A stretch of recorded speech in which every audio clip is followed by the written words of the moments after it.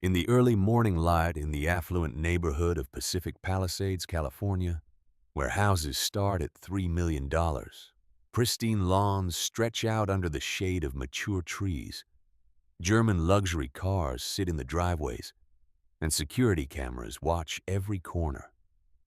The kind of place where everyone knows everyone, or thinks they do. A young man runs down Palm Grove Lane. He is athletic from years of track and cross-country, with dark brown skin and natural hair cut short and neat. He wears a charcoal gray hoodie, the hood pulled up against the morning chill, black running tights, and bright blue Nike running shoes with white wireless earbuds in place. His breath comes steady and controlled. He is on mile 4 of his usual 5-mile loop, the same route he has run every morning through the neighborhood where he grew up, where his family moved when he was a teenager, where he learned to drive, where he graduated high school as valedictorian before heading east to college. His name is Ryan Michael Brooks, but everyone calls him Ryan. He is listening to a podcast about constitutional law, preparing for his summer internship at the Southern Poverty Law Center, a second-year law student at Harvard with a strong grade point average, a staff member on law review, already being recruited by major firms in New York and Los Angeles. His mother jokes that he works too hard. His father says working hard is how you survive in a world that wants to underestimate you. Ryan rounds the corner onto Canyon Ridge Drive, a long straight stretch with a good distance to the next turn. He picks up his pace slightly, enjoying the burn in his legs, the clarity of early morning, the quiet before the neighborhood wakes up. This is his time, his meditation, his peace. Behind him, a black and white patrol car turns onto Canyon Ridge Drive, Los Angeles Police Department. 2 officers inside. The driver is Officer James Harlan, a patrol officer for the West Side Division. His partner is Officer Miguel Torres. Both officers are finishing a night shift, tired and ready to head home. Officer Harlan sees the runner ahead, a young black man in a hoodie and athletic clothes, jogging in this neighborhood. Something about it bothers him. He cannot quite say what, just a feeling, an instinct shaped by years on the job, or maybe something else, something he would never admit out loud, an assumption, a bias, a prejudice worn so smooth and familiar he does not even recognize it anymore. He slows the patrol car, pulls up alongside the runner, and flips on the light bar, just the flashing red and blue lights, drawing attention and asserting authority. Ryan hears the car and sees the lights reflected in the windows of parked cars. His heart sinks. He knows what this is.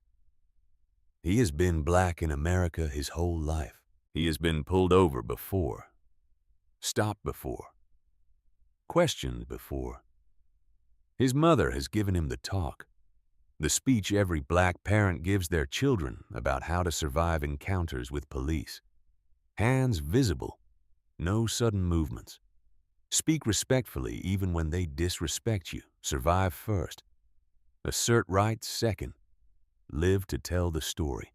He pulls out one earbud, slows his pace, stops jogging, turns toward the patrol car, hands at his sides, visible, open, unthreatening. Officer Harlan steps out of the driver's side, hand resting on his duty belt. Not on his weapon yet, but the gesture is clear. Ready, watching, assessing threat levels. Officer Torres exits the passenger side and circles around the front of the patrol car, taking a flanking position. Basic tactics. "Morning," Officer Harlan says. His tone is flat, authoritative, not friendly, not hostile, just assertive. "You, stop where you are." Ryan stops. "Good morning, officer." His voice is calm and respectful.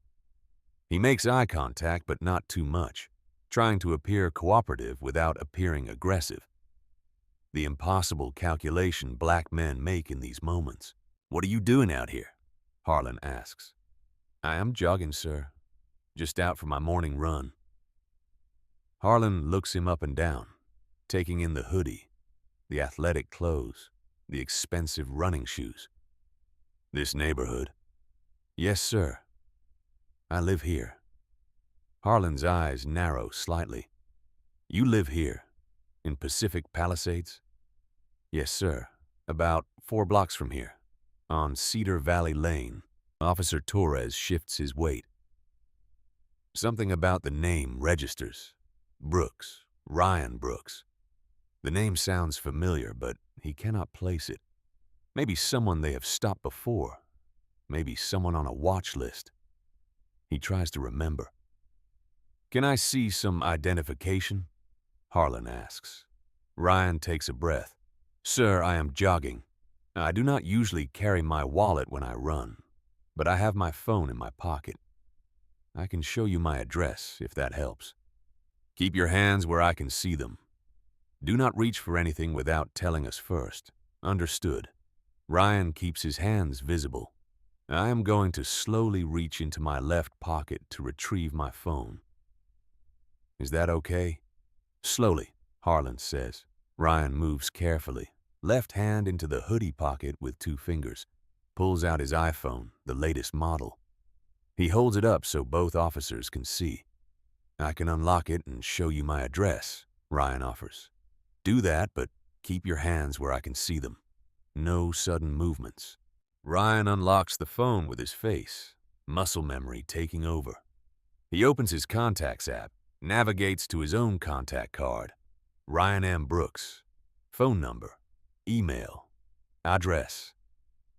Reading 3847 Cedar Valley Lane, Pacific Palisades, California.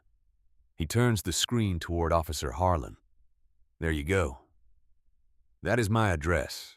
4 blocks that way. You can verify it if you want." Harlan looks at the screen and reads the address. Anyone can put anything in their phone. How do I know this is real? Ryan blinks, trying to process the logic. "Sir, why would I make up an address in this neighborhood? If I did not live here, I would not know the street names. I would not know which addresses are real." "You can look it up. 3847 Cedar Valley Lane. That is where I live. That is where my family lives. I grew up here." "You grew up here?" Harlan repeats, skepticism heavy in his voice. "How long have you lived here?" "My family moved here when I was 16. I graduated from West Side Preparatory School. Then I went to college. Now I am home for summer break." "Where do you go to college?" Torres asks. His tone is less aggressive, more curious. "Harvard Law School. I just finished my first year. I am home for the summer. I have an internship starting soon, but right now I am just on break, jogging like I do every morning." "Harvard Law," Harlan says. The skepticism has not left his voice.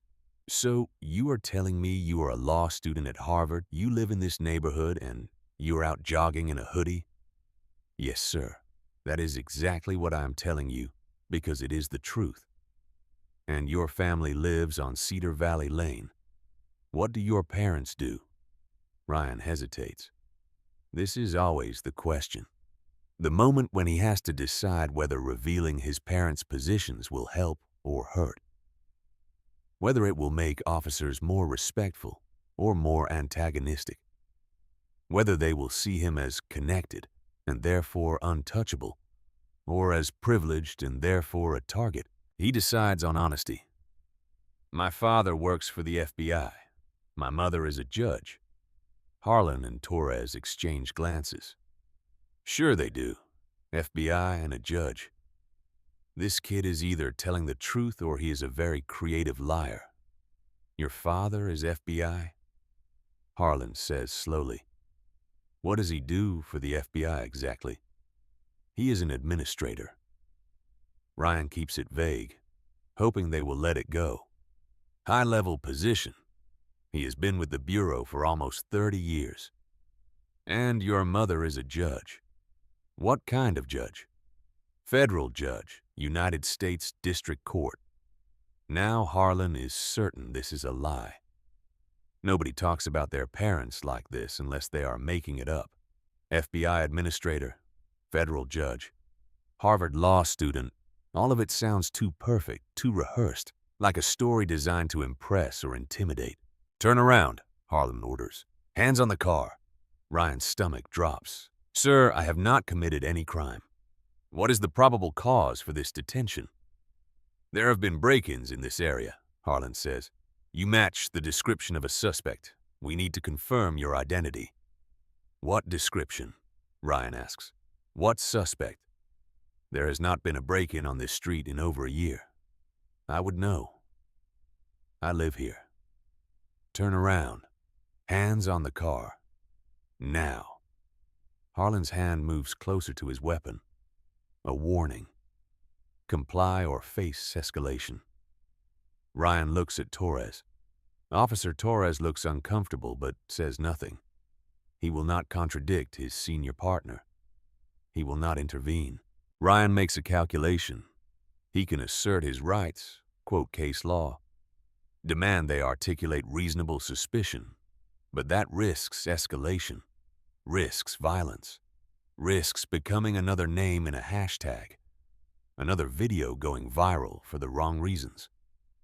He complies, turns around, places his hands on the hood of the patrol car. The metal is cold against his palms. He stares at the police emblem, Los Angeles Police Department, to protect and serve. The irony is not lost on him. Harlan approaches and begins a pat-down, hands moving roughly over Ryan's body, down his arms, across his chest, around his waist, down his legs, checking for weapons, for contraband, finding nothing because there is nothing to find. Just a phone, just house keys attached to a wristband, just wireless earbuds. What are you really doing in this neighborhood? Harlan asks while conducting the search. You working for someone? Landscaping? Pool service? Deliveries? The implication is clear, unmistakable. In this wealthy neighborhood, a young black man must be service staff, could not possibly live here, could not possibly belong here. I already told you, I live here.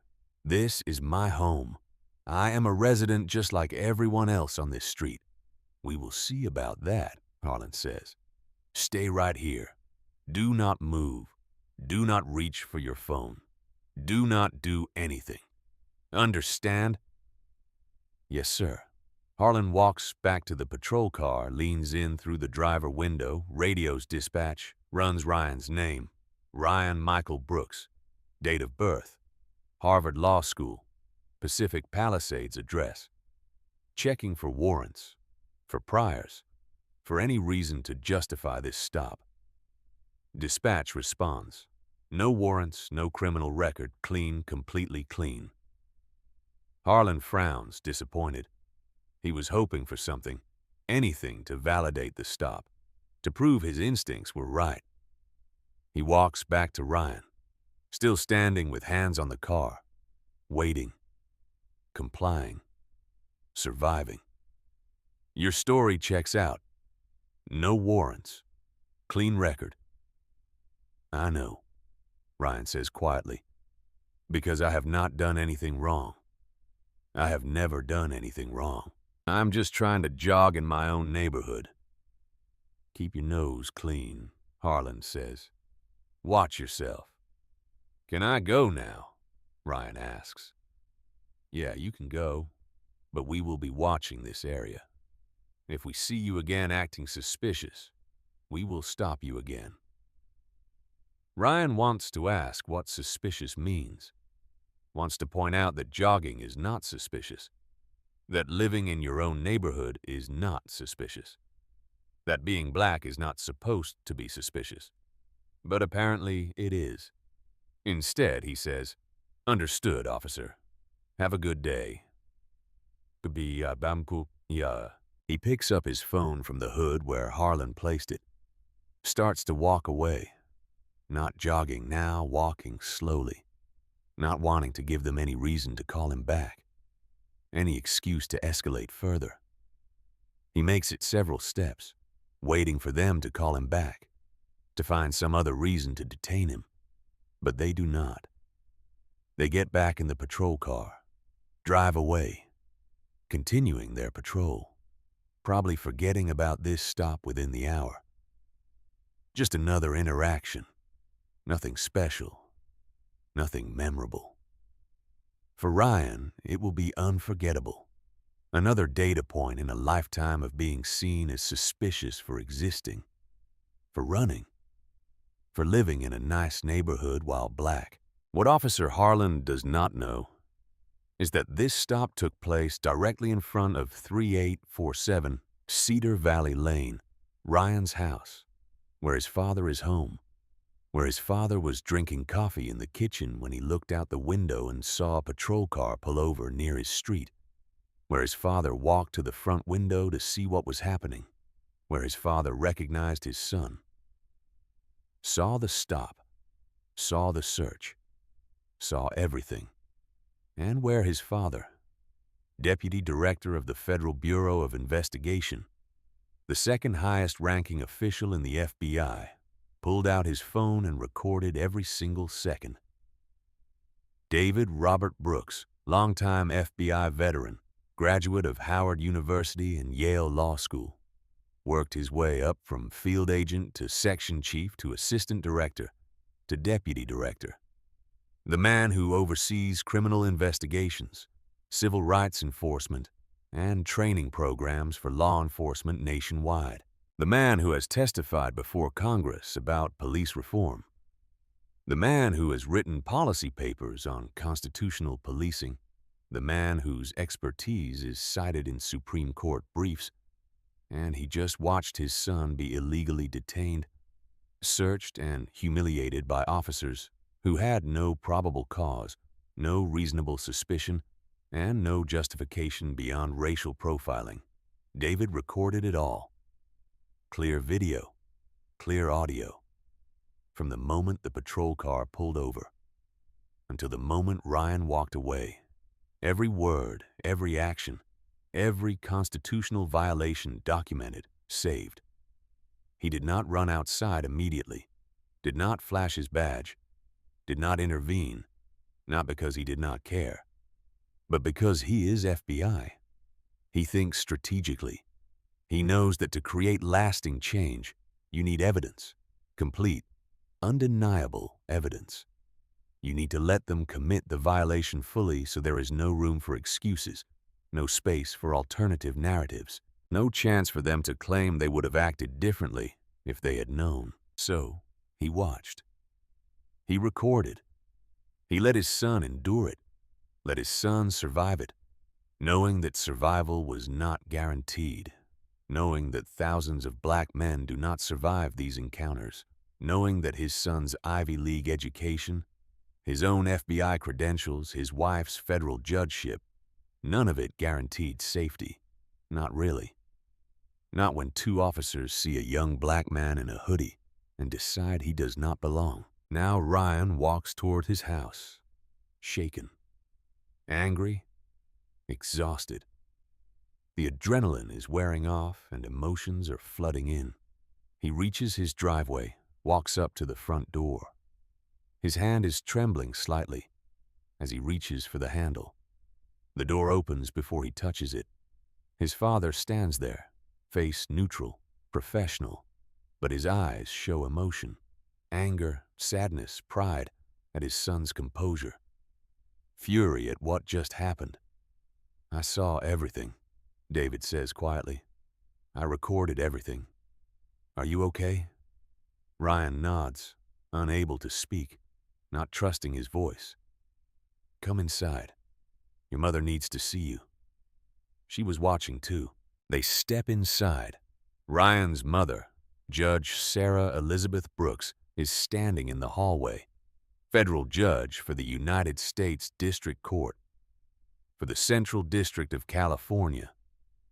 Known for her sharp legal mind and her unwillingness to tolerate constitutional violations in her courtroom. She wears a robe in court that commands respect. Right now, she wears yoga pants and a Howard University sweatshirt, and her face shows a mother's fear mixed with a judge's outrage. She pulls her son into a hug. "Are you hurt? Did they hurt you?" "No, Mom. I am fine. Just shaken up. They had no cause," Sarah says, her voice controlled but barely. No reasonable suspicion, no probable cause. That was an illegal stop, an illegal search. Racial profiling. Fourth Amendment violation. Clear as day. "I know," David says. "I got all of it, every second. We have evidence. Now we decide what to do with it." Ryan looks at his father. "What do you mean, what to do with it?" "File a complaint. That is what you do, right?" David walks to the kitchen, sits at the table, gestures for Ryan and Sarah to join him. They sit. A family meeting. Strategy session. The Brookses do not react emotionally. They plan. They think. They act strategically. "We will file a complaint," David says. "But we are going to do more than that. This is an opportunity, not just to hold these officers accountable, but to create systemic change. That is what I do. That is what we do." He pulls out his phone, opens the video he recorded, plays it back. They watch together, seeing the stop from David's perspective. Clear view of the patrol car. Clear audio of the conversation. Ryan being told to put his hands on the car. The search. The implied accusations. The assumption that he does not belong. "This is going to be a federal case study," David says. "I'm going to share this with the FBI Training Academy, with the Civil Rights Division. This is going to be shown to every law enforcement officer in training programs nationwide. Those officers' names are going to be attached to this as an example of exactly what not to do, how not to conduct a stop, how racial bias leads to constitutional violations." Sarah nods. "I will file a legal memorandum supporting the complaint. Constitutional analysis, case law. I will make it impossible for their department to dismiss this or cover it up. My name carries weight. They will take this seriously." Ryan listens to his parents' plan, watches them shift from parents to professionals, from anger to action. This is who they are. This is what they do. They use their positions, their knowledge, their authority to fight injustice, not just for themselves, but for everyone who does not have their resources. "But Dad," Ryan says, "what about me? I have to live here. What happens when other officers see me? When they know I am the one who filed the complaint? Does that make me a target?" David considers this valid concern. Retaliation is real. The blue wall of silence is real, but so is accountability. "You are already a target," David says gently. "You were a target this morning just for jogging. You are a target every time you leave this house because of your skin color. That is the reality. Filing a complaint does not change that. What it does is create a record, documentation. If anything happens to you in the future, there is a paper trail. There is evidence of a pattern that protects you more than staying silent." Sarah adds, "And this is not just about you, honey. How many other young black men get stopped in this neighborhood? How many of them do not have parents with resources? How many of them just accept it and move on because they do not know how to fight back? We can fight back. We have a responsibility to fight back." Ryan nods slowly, understanding. He did not ask for this. He did not want to be a test case. He did not want his morning run to become a federal incident. But his parents are right. Silence protects no one. Silence allows the system to continue unchanged. Okay, Ryan says. What do we do first? First, David says, we preserve the evidence. I upload this video to secure FBI servers with timestamps and metadata. Chain of custody. Make it admissible. Then we file a formal complaint with LAPD Internal Affairs. Then we file a complaint with the Department of Justice Civil Rights Division. Then we go public. Press conference. Media. Viral video. Transparency. We do this right. We do this thoroughly. And we do it in a way that creates lasting change. He looks at his son. Are you ready for this? Once we start, there is no going back. This becomes public. Your face becomes associated with this incident. You become the Harvard law student who got profiled. That follows you for better or worse. Ryan thinks about it. Thinks about his classmates seeing the video, his professors, his future employers. Thinks about being reduced to a victim, a symbol, a case study. Then he thinks about being reduced to a corpse. Thinks about all the men who did not survive their encounters with police. Thinks about the mothers who do not have video evidence, who only have grief. I am ready, Ryan says. Let's do this. The Brooks family begins to plan, to strategize, to build a case that will change policies, training programs, and lives. Because a young man went for a jog, and two officers made assumptions, and a father recorded evidence, and a family decided to fight back. This is the story of that fight. The complaint, the investigation, the consequences, and the changes that followed. The family sits in David's home office. The room is lined with bookshelves, law books, FBI manuals, framed commendations and awards. A photo of David shaking hands with the president. Another photo from his graduation from the FBI Academy. This is a room that speaks of authority earned through decades of service. David has spent time preparing. He has watched the video repeatedly, noted every detail, every statement, every action. He has pulled case law, Fourth Amendment precedents, Terry stops, reasonable suspicion standards, qualified immunity limitations. He has built a legal case as thorough as any federal prosecution. Sarah has written a detailed legal memorandum, constitutional analysis, citing Supreme Court cases, circuit court rulings, specific statutes. Her writing is precise, devastating, unassailable. When the LAPD receives this memorandum bearing the signature of a federal judge, they will understand immediately that this is not a complaint they can bury. Ryan has written his own statement, first-person account, what he was doing, what he was thinking, what he felt during the stop. His writing is clear, articulate, compelling, the voice of a Harvard law student who knows his rights and knows they were violated. Today they file multiple complaints with multiple agencies. Redundancy to ensure nothing falls through the cracks, nothing gets buried, nothing disappears. First complaint goes to LAPD Internal Affairs. David has the direct number for the commanding officer. He calls from his office, identifies himself. Deputy Director David Brooks, FBI. I am calling to file a formal complaint regarding officers from your department. I have video evidence of a Fourth Amendment violation, illegal stop and search of my son. I need this investigated immediately. The Internal Affairs Commander's voice is careful, professional.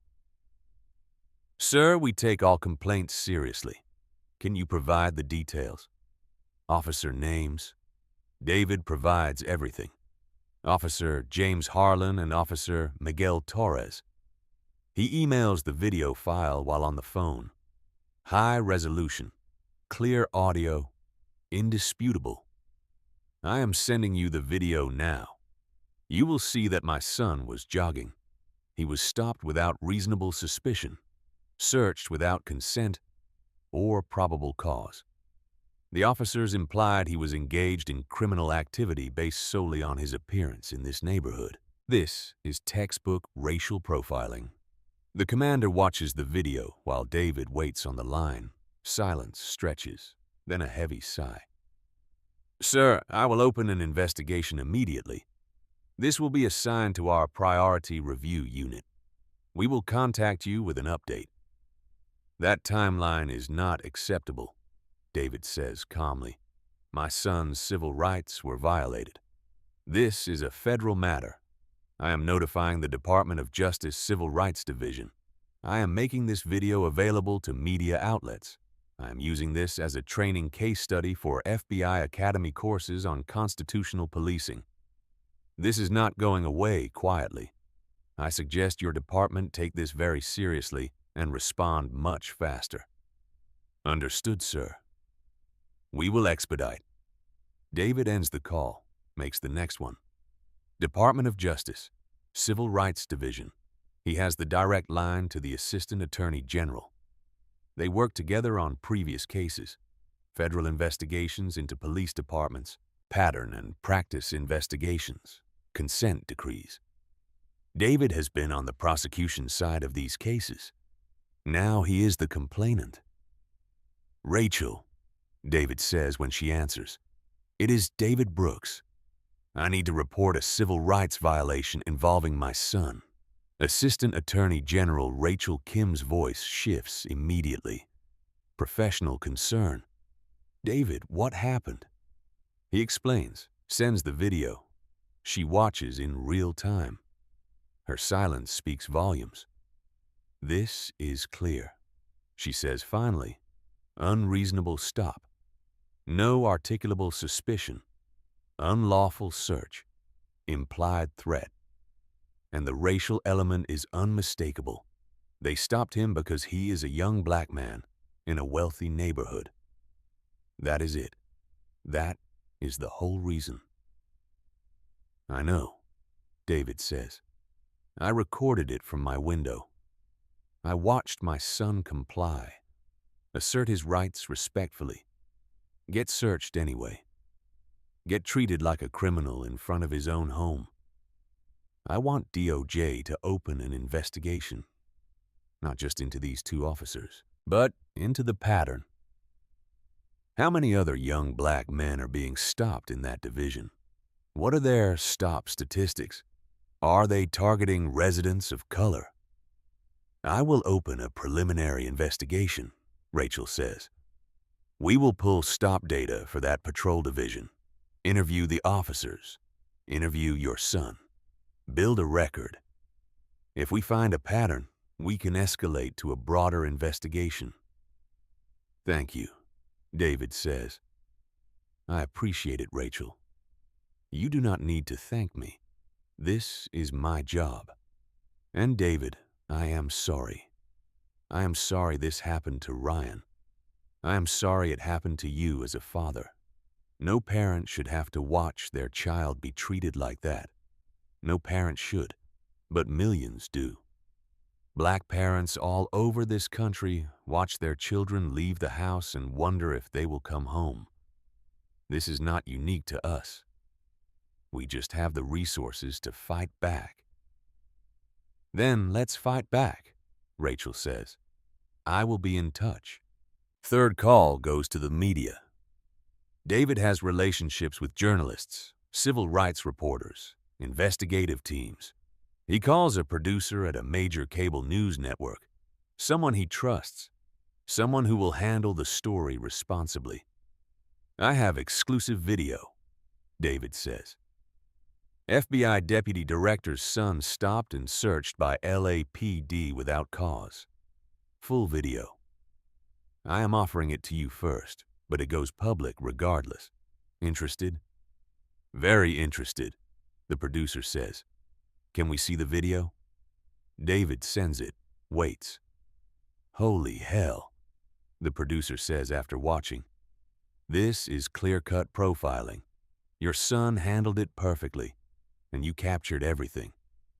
This is going to be huge, David. Are you sure you want to go public? I am sure. My son is sure. My wife is sure. This needs to be seen. Officers need to understand that body cameras are not the only cameras recording them. Citizens have phones. Parents have security systems. The blue wall of silence is crumbling because everything is documented now. We will run this. Prime time, full segment.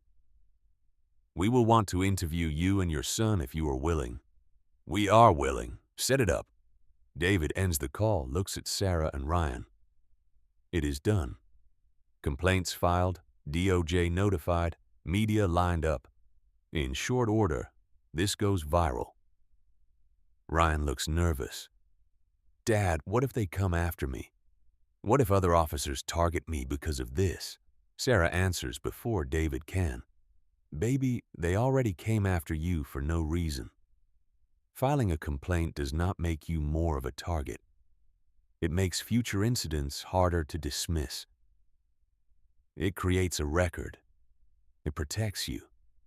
Your mother is right, David adds. And honestly, Ryan, you are more protected than most black men in this country. You have parents with resources, with connections, with expertise. We can fight back. Most families cannot. That is why we have to do this, not just for you, but for everyone who does not have what we have. Ryan nods, understanding the responsibility that comes with privilege, the obligation to use it for others. Okay, Ryan says. What do we do until the story runs? We prepare, David says. We anticipate responses. LAPD will try to defend the officers. They will claim the stop was justified. They will point to crime statistics. They will argue the officers were just doing their job. We need to be ready with counter-arguments, with data, with evidence. He pulls up files on his computer. LAPD stop statistics, broken down by race, broken down by neighborhood, broken down by outcome. The numbers are damning. In wealthy West Side neighborhoods, black residents are stopped at rates far higher than white residents despite living in areas with lower crime rates, despite having lower arrest rates when stopped. The pattern is clear. Racial profiling is not an anomaly. It is policy. It is practice. It is culture.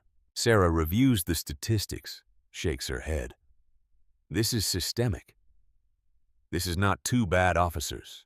This is departmental culture.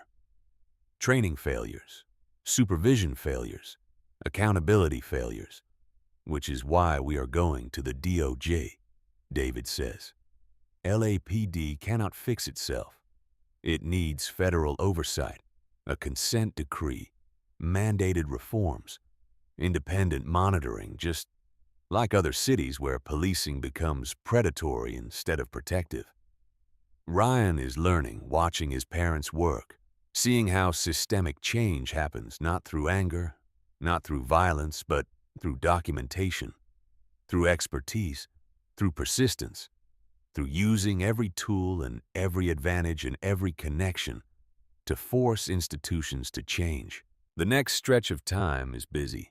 Emails, phone calls, meetings, interviews, preparation.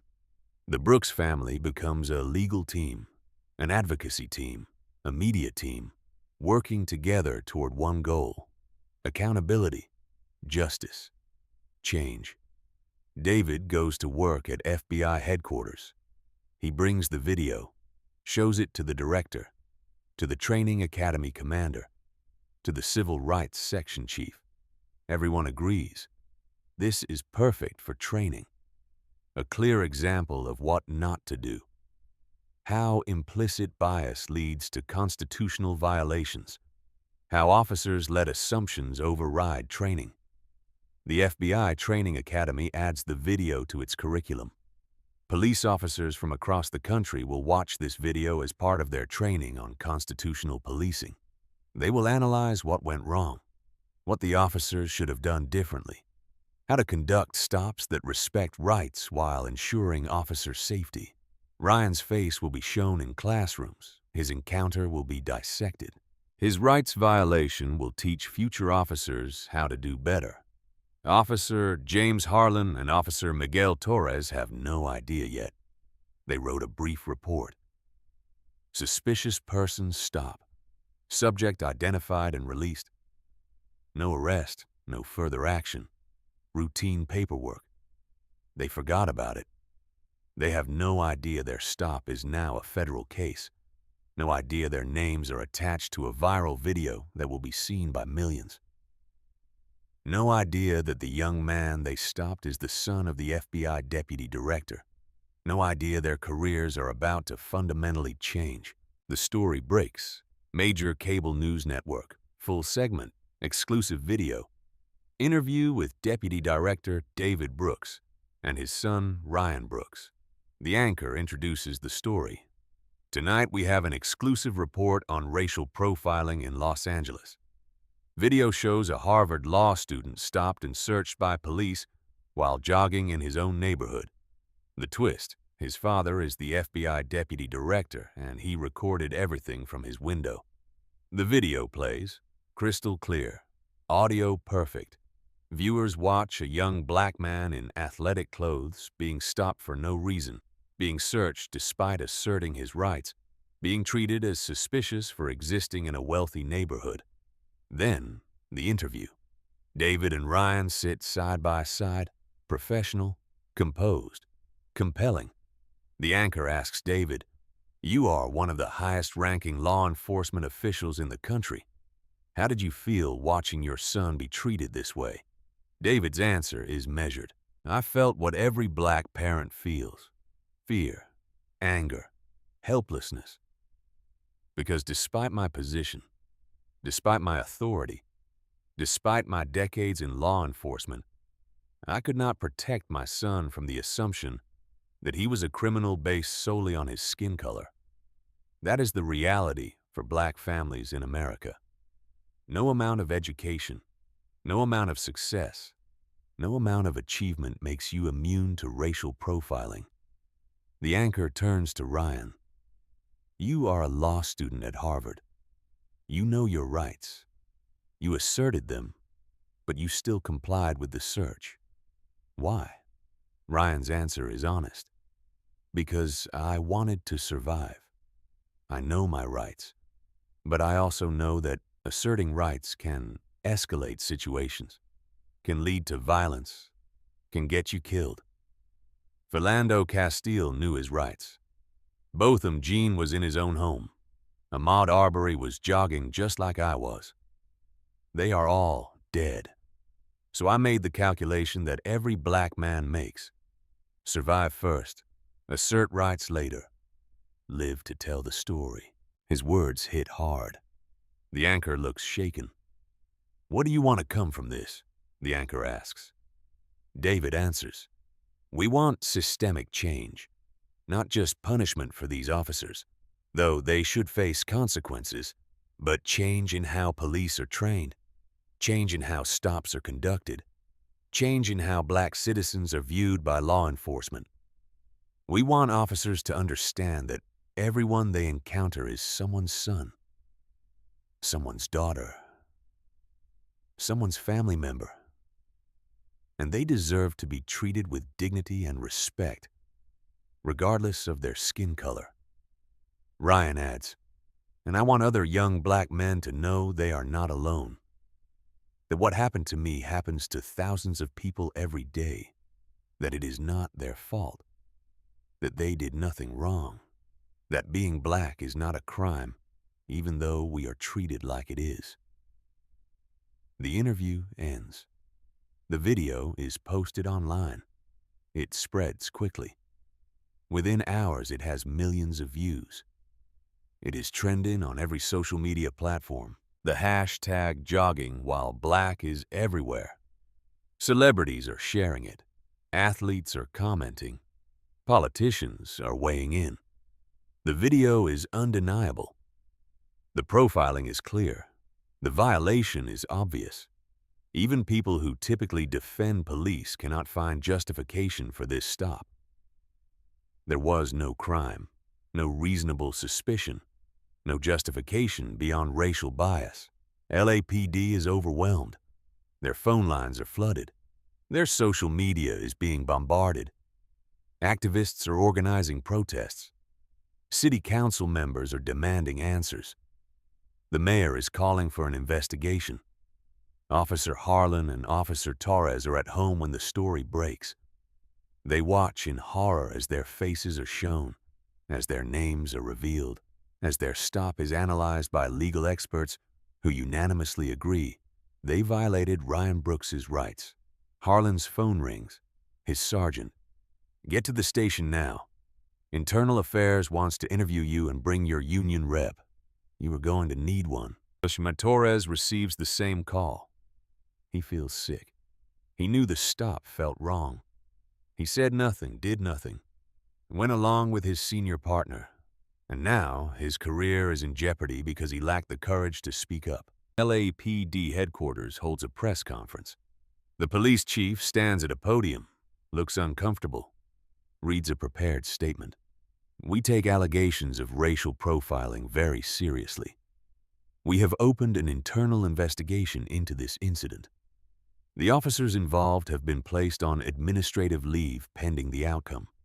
We are cooperating fully with the Department of Justice investigation. We are committed to constitutional policing, and we will take appropriate action based on the findings."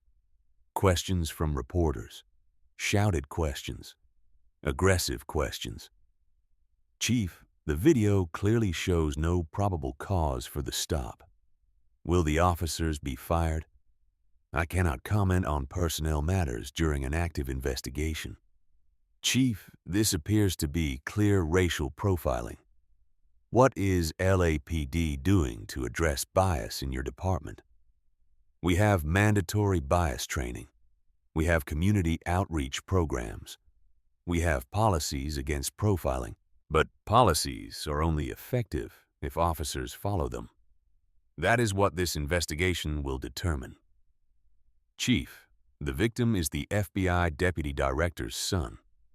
If he had been anyone else, would this have gotten the same attention?" The chief pauses.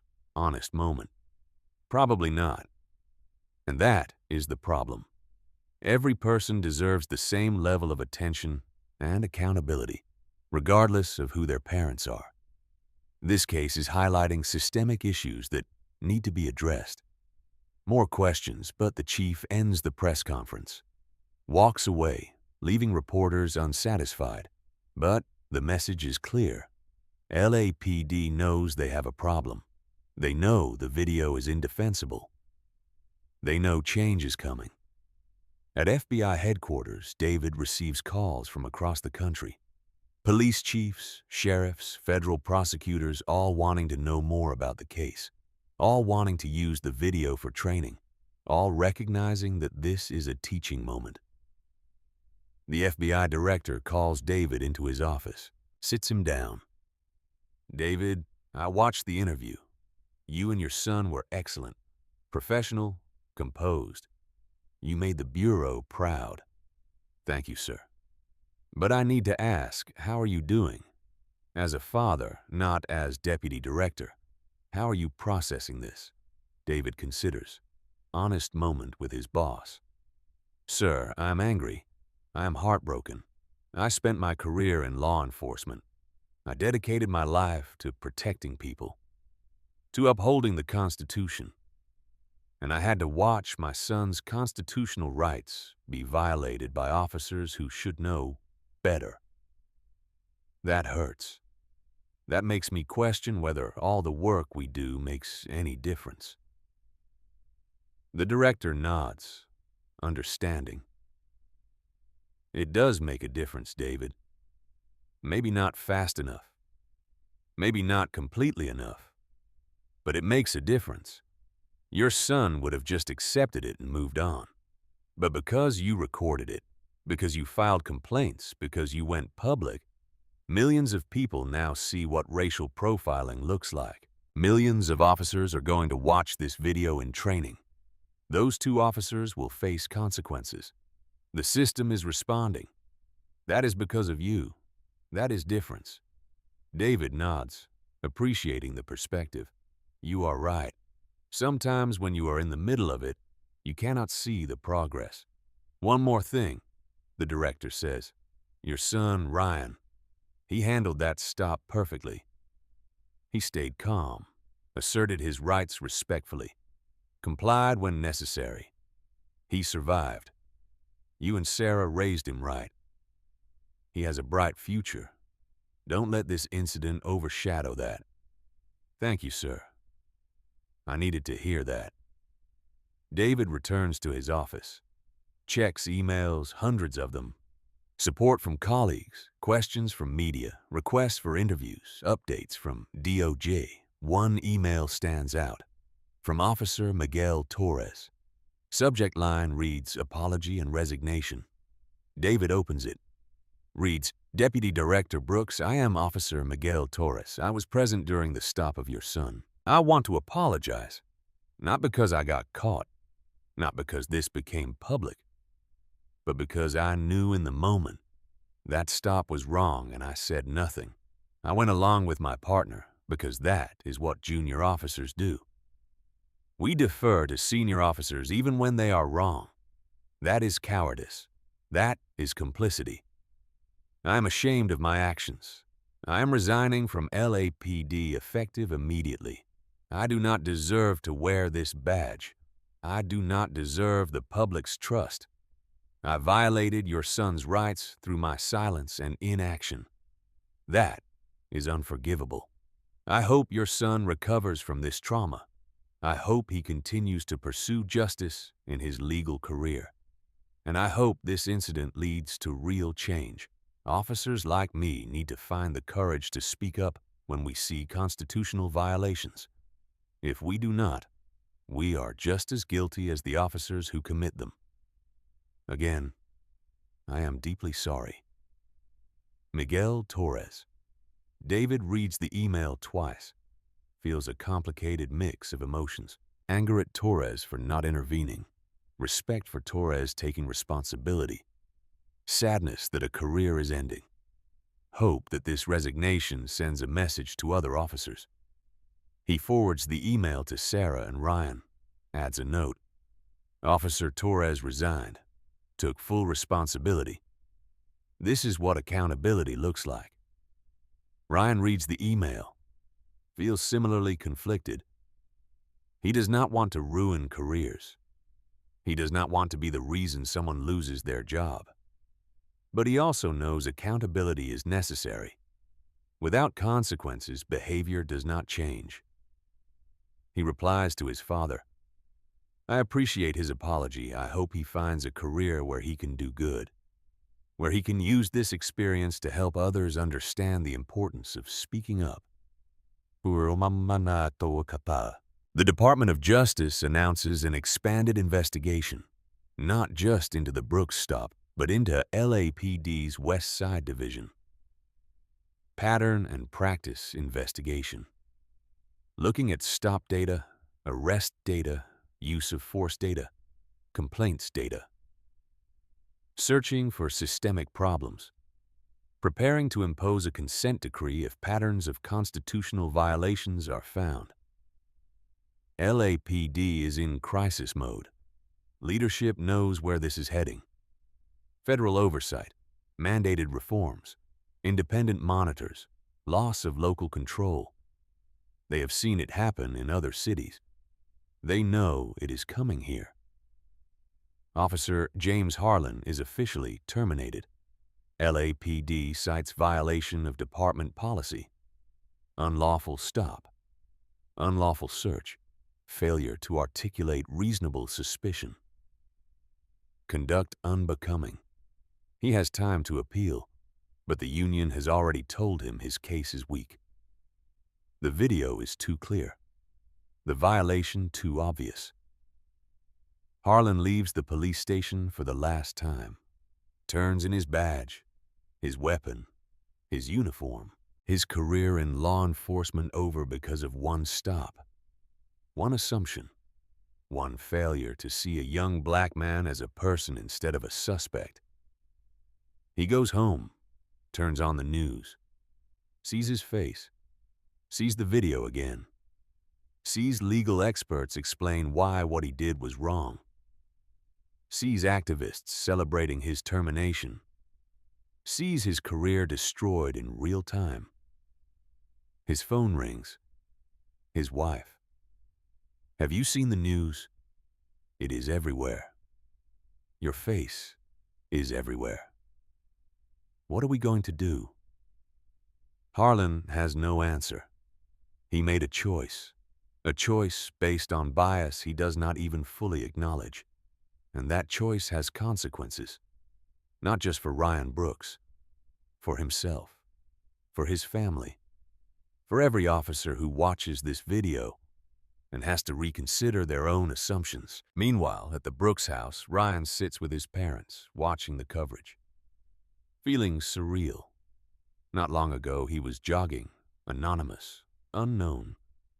Now he is the face of racial profiling, a case study, a symbol. "Are you okay?" Sarah asks her son. "I think so. It is strange. I did not do anything. I just went for a run. And now I am on national news. People I have never met are talking about me, using my name, my face, my experience. It feels like it is not even about me anymore. It is about something bigger." "It is about something bigger," David says. "Your experience represents millions of experiences. You just happen to have parents who could bring it to light. That does not diminish what happened to you, but it does give it purpose. You are helping create change. That matters." "I hope so," Ryan says. "I hope something good comes from this, because right now it just feels invasive, like my life is not my own anymore." Sarah hugs her son. "It will get better. The attention will fade. You will go back to school, back to your life. But the changes we create will last. The training programs, the policy reforms, the awareness. That is the legacy of this moment." Ryan nods, trying to believe it, trying to see the bigger picture, trying to accept that his morning run became a national incident that will change policing. The video has been viewed millions of times. Clips are being shown in classrooms, discussed in boardrooms, analyzed in police academies. The moment that Ryan Brooks was stopped for jogging while black has become a cultural touchstone, a reference point, a teaching tool. But there is one particular moment from the video that has become especially viral, shared more than any other clip, memed, discussed, analyzed. The moment when David Brooks, deputy director of the FBI, stepped out of his house and confronted the officers. The moment is powerful because of the contrast. David is wearing casual clothes, jeans, a plain gray t-shirt, running shoes. He looks like any father, any neighbor, any resident. Not like one of the highest-ranking law enforcement officials in America. He walks calmly toward the patrol car, where his son stands with hands on the hood. He does not run, does not shout, just walks with purpose, with authority that comes not from a uniform, but from decades of experience and absolute moral clarity. The officers notice him. Officer Harlan turns, looks annoyed at the interruption. "Sir, this is police business. Move along." David stops a short distance away, does not approach closer, does not escalate, just stands there. His voice is calm, even, professional. "I live in this neighborhood. That young man is my son. I am trying to understand the legal basis for this stop. Can you articulate reasonable suspicion of criminal activity?" Harlan is irritated. Your son? Right. He already told us that story. Look, sir, we do not need to explain ourselves to you. This is an investigation. Actually, you do, David says. Under Terry versus Ohio, officers must be able to articulate specific facts that would lead a reasonable officer to suspect criminal activity.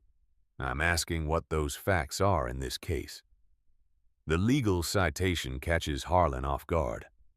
Terry versus Ohio. This man knows case law, knows constitutional standards. Harlan recalibrates slightly. There have been reports of suspicious activity in this area. Your son, if that is who he is, matches a description. What description specifically? David asks. And what reports? From whom? When? Harlan has no answer because there were no reports, no description, just assumptions. Officer, I'm going to show you something. David reaches slowly into his pocket, pulls out a leather credential wallet, opens it to show his FBI identification badge and credentials. Gold badge, official seal, Deputy Director. He holds it at eye level. Steady, clear, undeniable. I am Deputy Director David Brooks of the Federal Bureau of Investigation. This is my son, Ryan Brooks. We live 2 blocks from here. He was jogging, which he does every morning. I need you to explain the constitutional basis for stopping and searching him. The silence is absolute. Both officers stare at the badge, at the credentials, at the title. Deputy Director, FBI, second highest position. The man who oversees civil rights investigations into police departments. And they just illegally stopped his son. The camera captures their faces. The moment of recognition. The instant where they understand that their assumption was wrong. Their stop was illegal. Their careers are about to face consequences. All of it visible in their expressions. Officer Torres steps back, face showing horror. Oh God! Officer Harlan's face goes from red to white. Hand drops from his duty belt, stammering. Sir, he did not identify himself as... David cuts him off calmly. He should not have to identify himself as anyone's son. He was jogging in his own neighborhood. You stopped him without cause, searched him without consent, violated his Fourth Amendment rights. That is illegal, regardless of who his father is. He pauses, lets that sink in. I have recorded this entire encounter from my window, video and audio. I will be filing complaints with your department, with LAPD Internal Affairs, and with the Department of Justice. This video will be used in FBI training courses as an example of racial profiling and constitutional violations. Your names will be attached to this case study. Every law enforcement officer in America will learn from your mistakes. Another pause. He looks at Ryan, still standing by the car, compliant, waiting.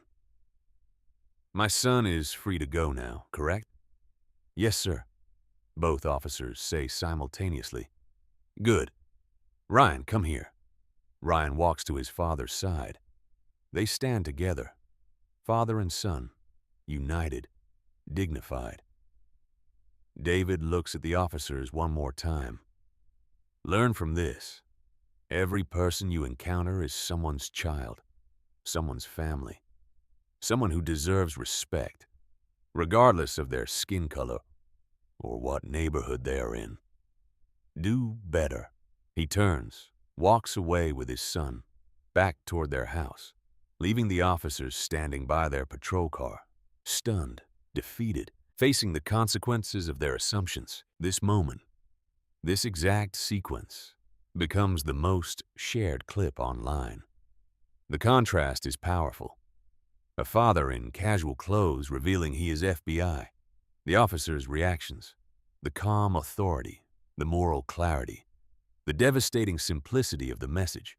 Social media explodes with reactions. Athletes, actors, activists, politicians all share the clip.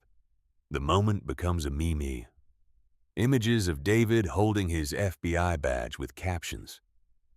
This is what accountability looks like. This is what happens when you stop the wrong person. This is a father protecting his son.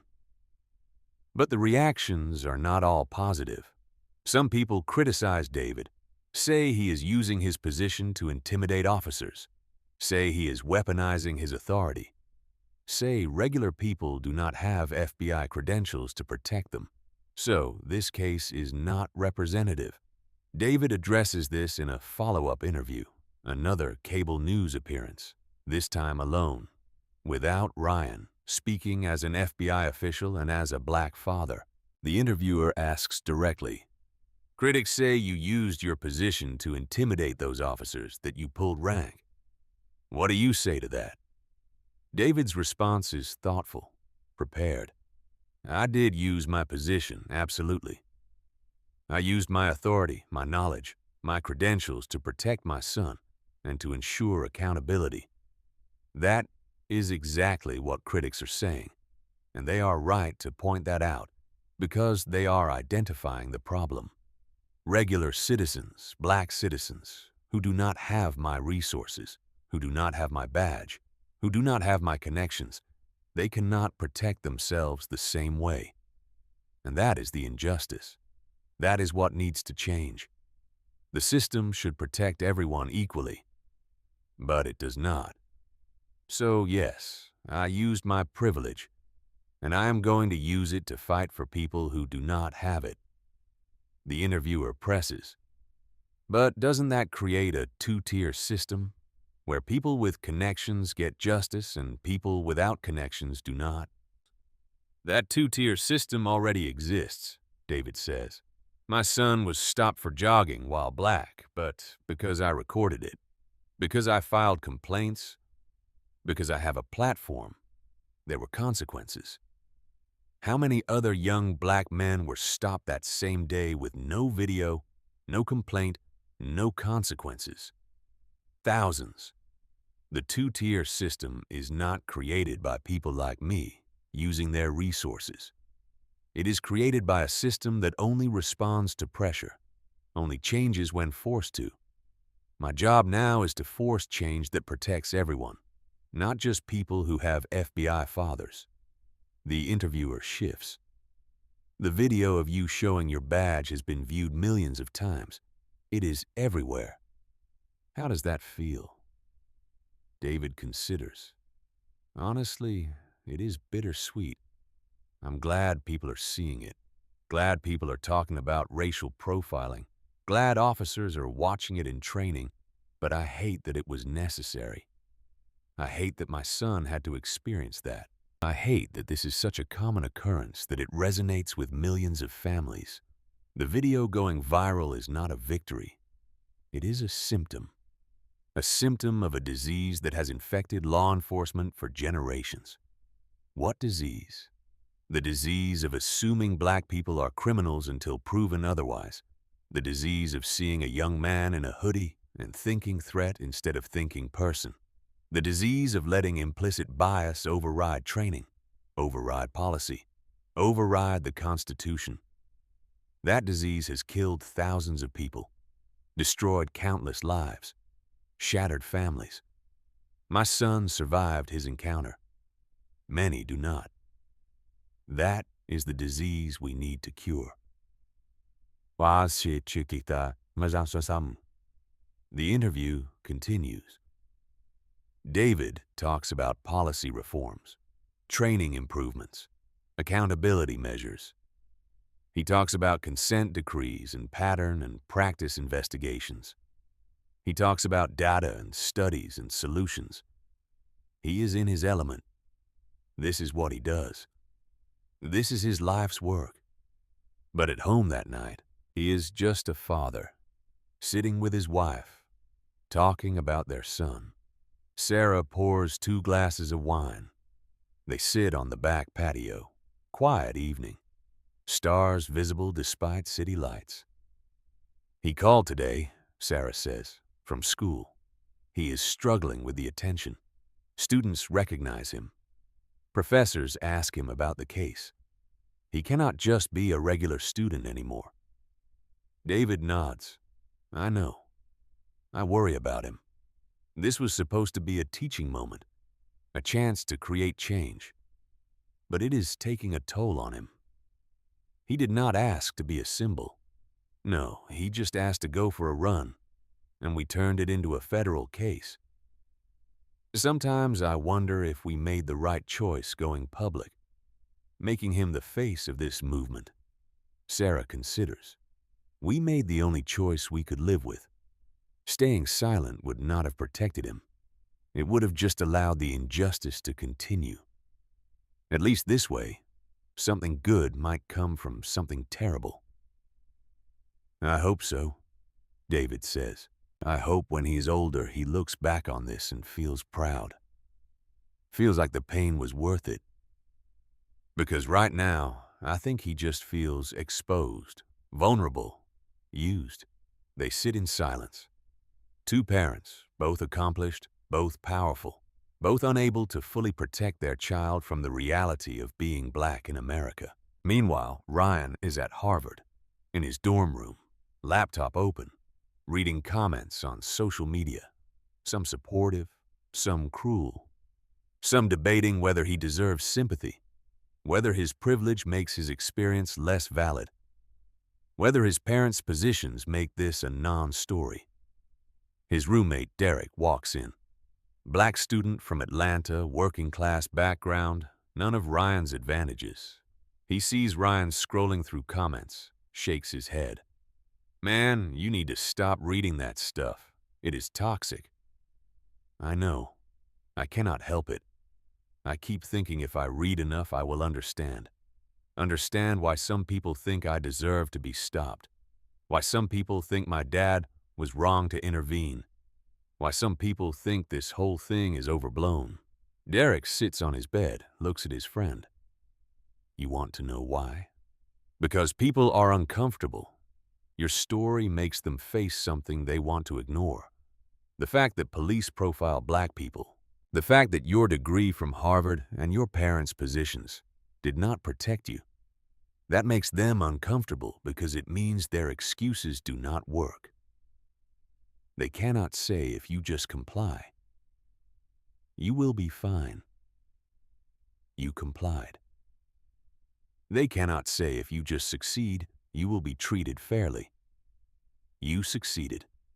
They cannot say if you just follow the rules, nothing bad will happen. You followed every rule.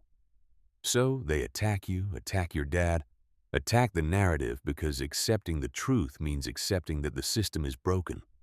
And that is too uncomfortable. Ryan processes this. You are right. I know you are right. But it still hurts.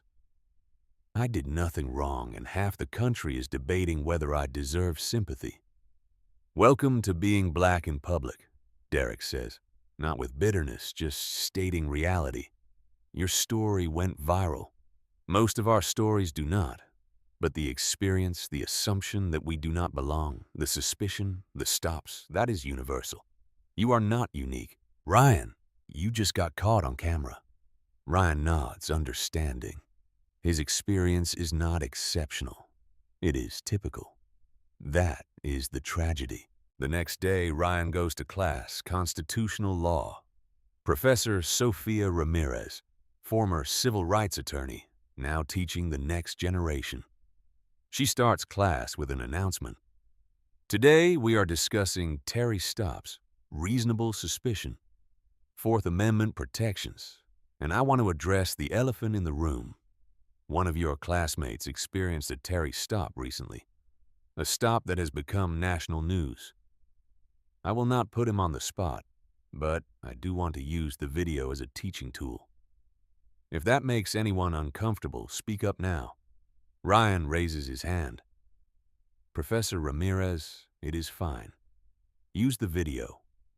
Use the case. That is why we went public, to educate. to create change. I am okay with it. Thank you, Ryan. I appreciate your willingness to let us learn from your experience. She plays the video. The class watches. Some students glance at Ryan. Sympathetic looks, uncomfortable looks, curious looks. When the video ends, Professor Ramirez begins analysis Socratic method, pulling apart the stop, questioning students, making them think. What was the legal justification for the stop? No answer from students? Correct. There was none. Did the officers articulate reasonable suspicion? No, ma'am. Did the subject consent to the search? No, ma'am. So, we have a clear Fourth Amendment violation. But here's the question I want you to grapple with. If this video did not exist, if Ryan's father had not recorded it, if Ryan did not have resources to fight back, would anything have changed? Silence. Students considering, knowing the answer, not wanting to say it out loud. The answer is no, Professor Ramirez says. Nothing would have changed. Ryan would have been stopped, searched, released. No record, no complaint, no consequences. That is the reality for millions of Americans. Constitutional violations happen every day with no accountability because there is no video, no resources, no platform. So, while we celebrate the fact that these officers faced consequences, we also must confront the fact that this case is the exception, not the rule. Most violations go unaddressed. Most victims have no recourse. That is the system we are training to work in. That is the system you will inherit as lawyers. The question is, what will you do to change it? The class sits with that question, heavy, uncomfortable, important. After class, several students approach Ryan. Some offer support. Some apologize. One student, a white man named Scott from Connecticut, asks a question. Ryan, I have been thinking about the video and I am trying to understand. My dad is a cop back in Connecticut. He has never been accused of profiling. He says he treats everyone the same, but watching that video, I wonder if he does. If maybe he makes assumptions without realizing it. How do I talk to him about that? Ryan considers appreciating the question, the genuine desire to understand. Start by asking him to watch the video with you. Ask him what he would have done differently. Ask him if he has stopped people in situations like mine. Ask him to really examine his assumptions. It is hard. He will probably get defensive. But the conversation needs to happen because officers who do not examine their biases end up in training videos as examples of what not to do. Scott nods. Thank you, I will try. Ryan walks back to his dorm, feeling slightly better, slightly more hopeful. Maybe his experience matters. Maybe it is creating conversations.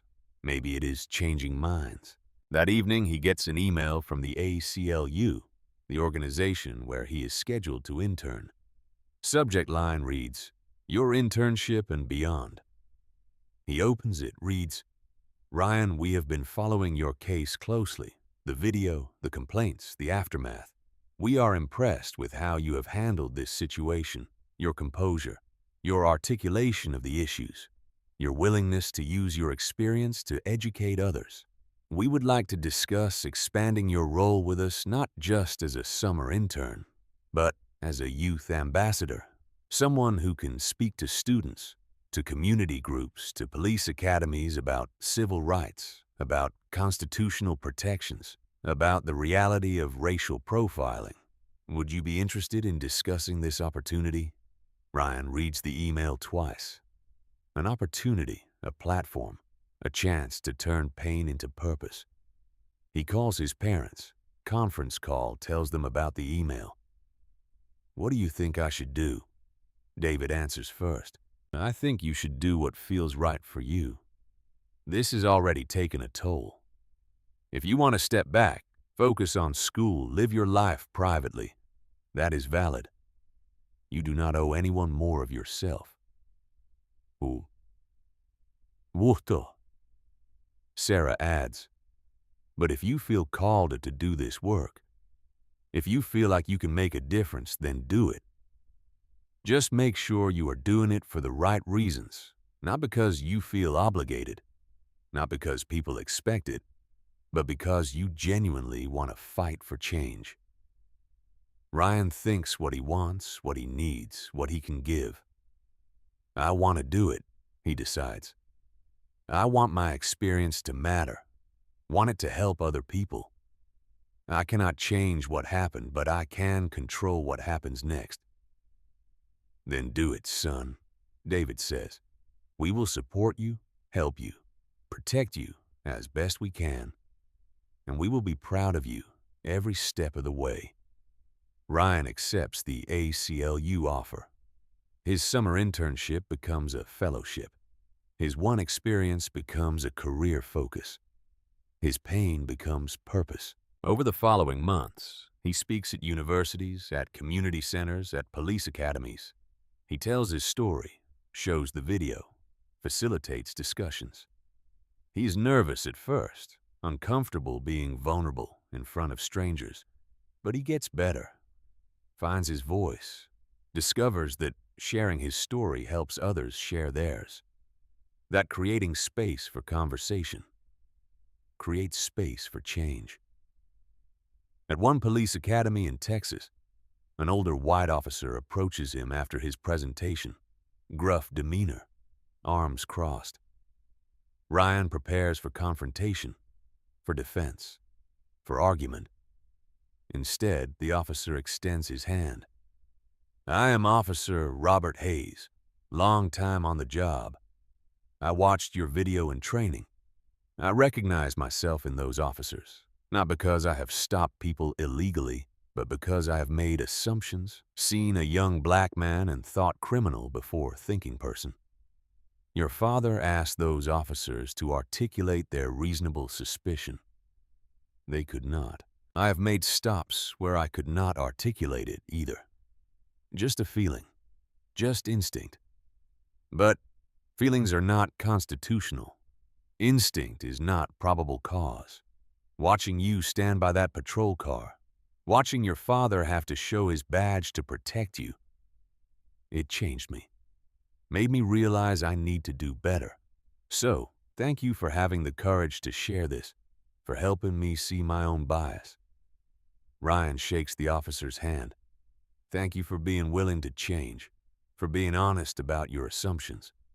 That is how we fix this. One officer at a time.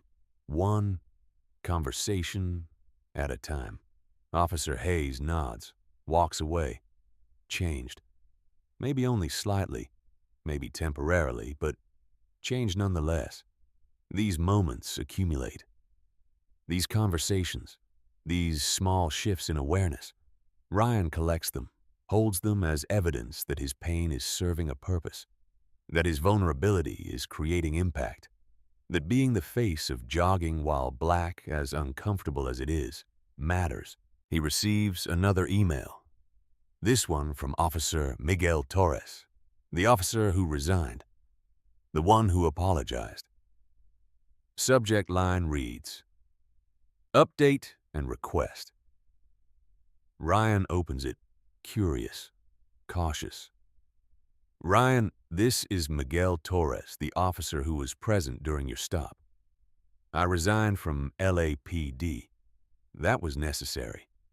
I could not continue in a job where I lacked the courage to do what was right. But I did not want to give up on service, on helping people. So, I went back to school. I am getting a degree in social work. I want to work with at-risk youth. Want to help young people navigate systems that are designed to fail them. Want to use my experience as an officer to bridge gaps between communities and law enforcement. I am writing to ask if you would be willing to meet with me. To talk, not for my benefit, but because I think there are lessons I can learn from you, from your resilience, from how you turn trauma into advocacy. I understand if you do not want to. I would not blame you, but I wanted to ask. Respectfully, Miguel Torres. Ryan shows the email to his parents. What do you think? Sarah considers. He took responsibility.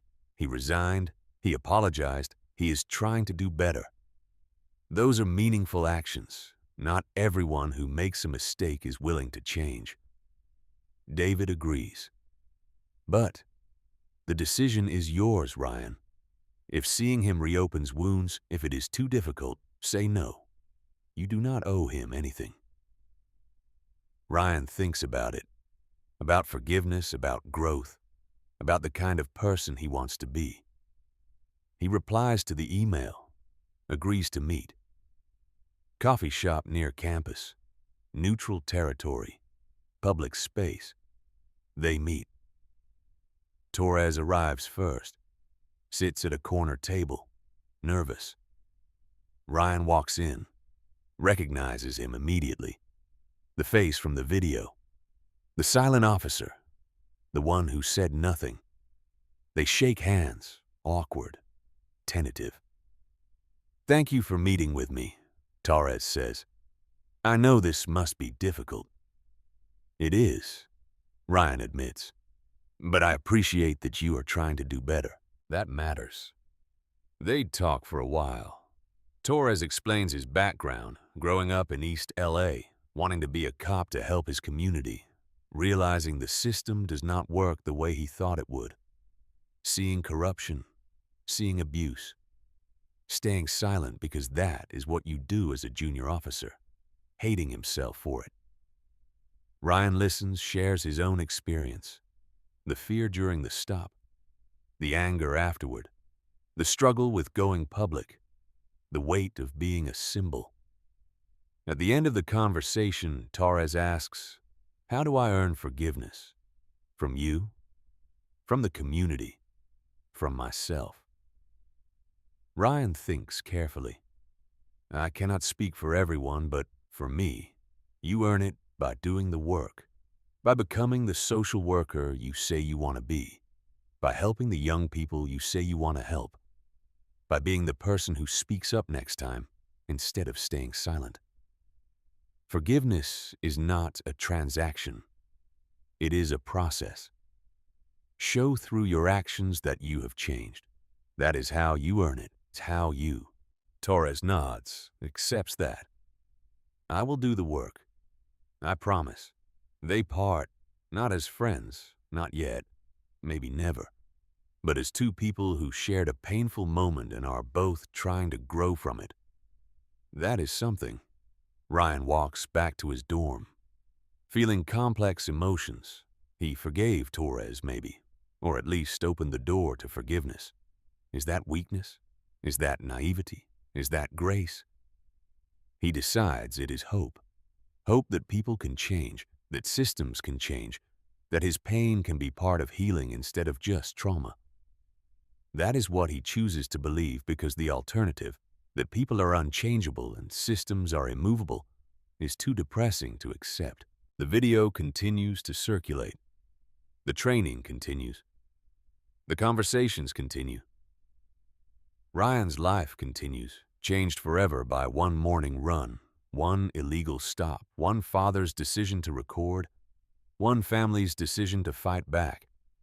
This is not a story with a clean ending, not a story where everything is fixed, but it is a story where something changed, where accountability happened, where conversations started, where one young man's experience became a tool for education and reform. That is not justice, not completely, but it is progress. And sometimes progress is the best we can hope for. The Department of Justice releases its findings, pattern and practice investigation into LAPD's West Side Division. The report is devastating. Statistical analysis, case studies, expert testimony, witness statements. The conclusion is unambiguous. Systematic racial profiling, unconstitutional stops, inadequate training, insufficient supervision, lack of accountability.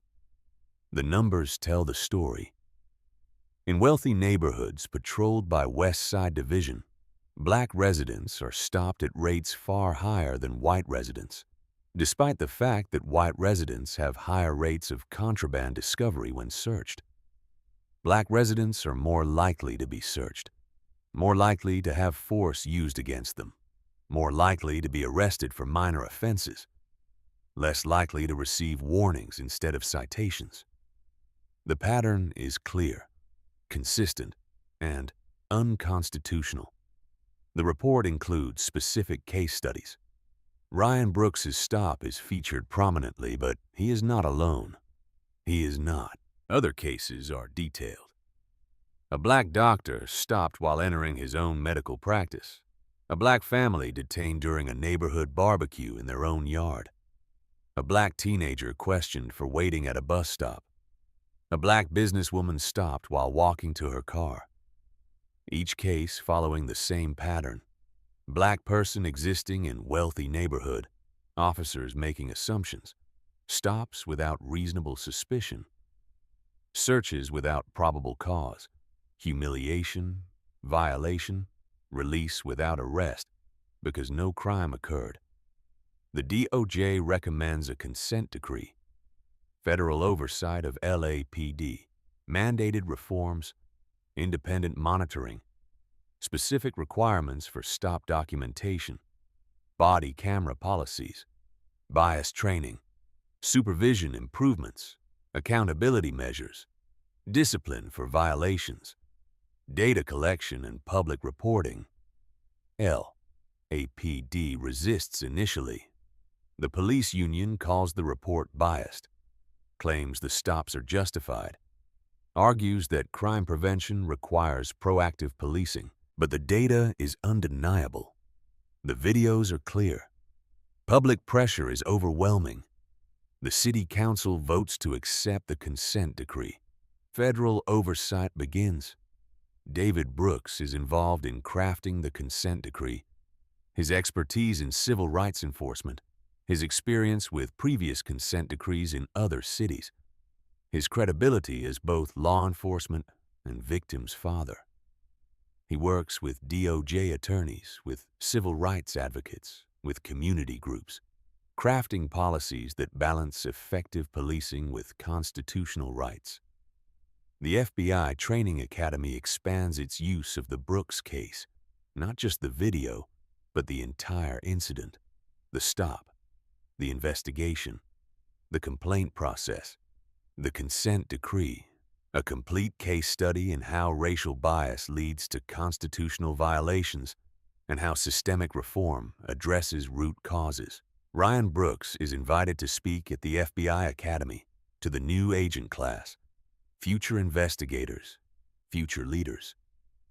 He stands at a podium in Quantico, Virginia, looking at fresh faces, mostly white, some black and Latino, all young, all idealistic, all believing they will be the good guys. Ryan tells his story, shows the video, still uncomfortable watching himself on that screen, seeing his own fear, his own compliance, his own helplessness.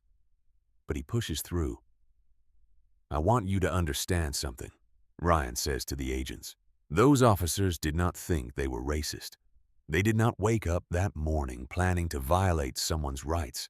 They thought they were doing their jobs, thought they were being proactive, thought they were protecting the neighborhood. That is what makes bias so dangerous. It does not feel like bias. It feels like intuition, like experience, like good police work." He pauses, lets that sink in. But it is not. It is profiling. It is unconstitutional, and it damages communities. Every illegal stop creates distrust, creates fear, creates resentment, makes people less likely to cooperate with law enforcement, less likely to report crimes, less likely to see police as protectors. Those officers thought they were fighting crime. Instead, they were creating barriers between law enforcement and the community. He looks around the room, making eye contact. You are about to join the FBI, the premier law enforcement agency in the world. You will have authority. You will have power. You will make decisions that affect people's lives. I am asking you to be conscious of your biases, to check your assumptions, to see people as individuals rather than stereotypes, to remember that everyone you encounter is someone's daughter, someone's family. Treat them with the dignity you would want for your own loved ones. The room is silent, attentive, respectful. After the presentation, agents approach Ryan, thank him, share their own stories. Several black agents describe their own experiences being profiled off-duty, stopped while driving, questioned while shopping, assumed to be criminals, despite being law enforcement themselves. The irony is painful. The shared experience creates connection. One white agent from Iowa, a young woman named Sarah, approaches Ryan with tears in her eyes. I grew up in a town that was almost entirely white. I never thought about race. Never had to. Your presentation opened my eyes, made me realize I have biases I did not even know existed. I am going to do better. I promise. Ryan believes her. Believes she means it. Hopes it lasts. Hopes the training sticks. Hopes she becomes the agent who speaks up when a colleague makes an illegal stop, who intervenes when bias influences decisions, who creates change from inside the system. Meanwhile, at LAPD, reforms are being implemented, slowly. Resistance from some officers, acceptance from others. The consent decree requires body cameras on all officers, mandatory documentation of every stop, including articulation of reasonable suspicion. Supervisors must review stop reports daily. Patterns trigger investigation. Multiple unjustified stops result in retraining or discipline. Data is collected, analyzed, and published quarterly.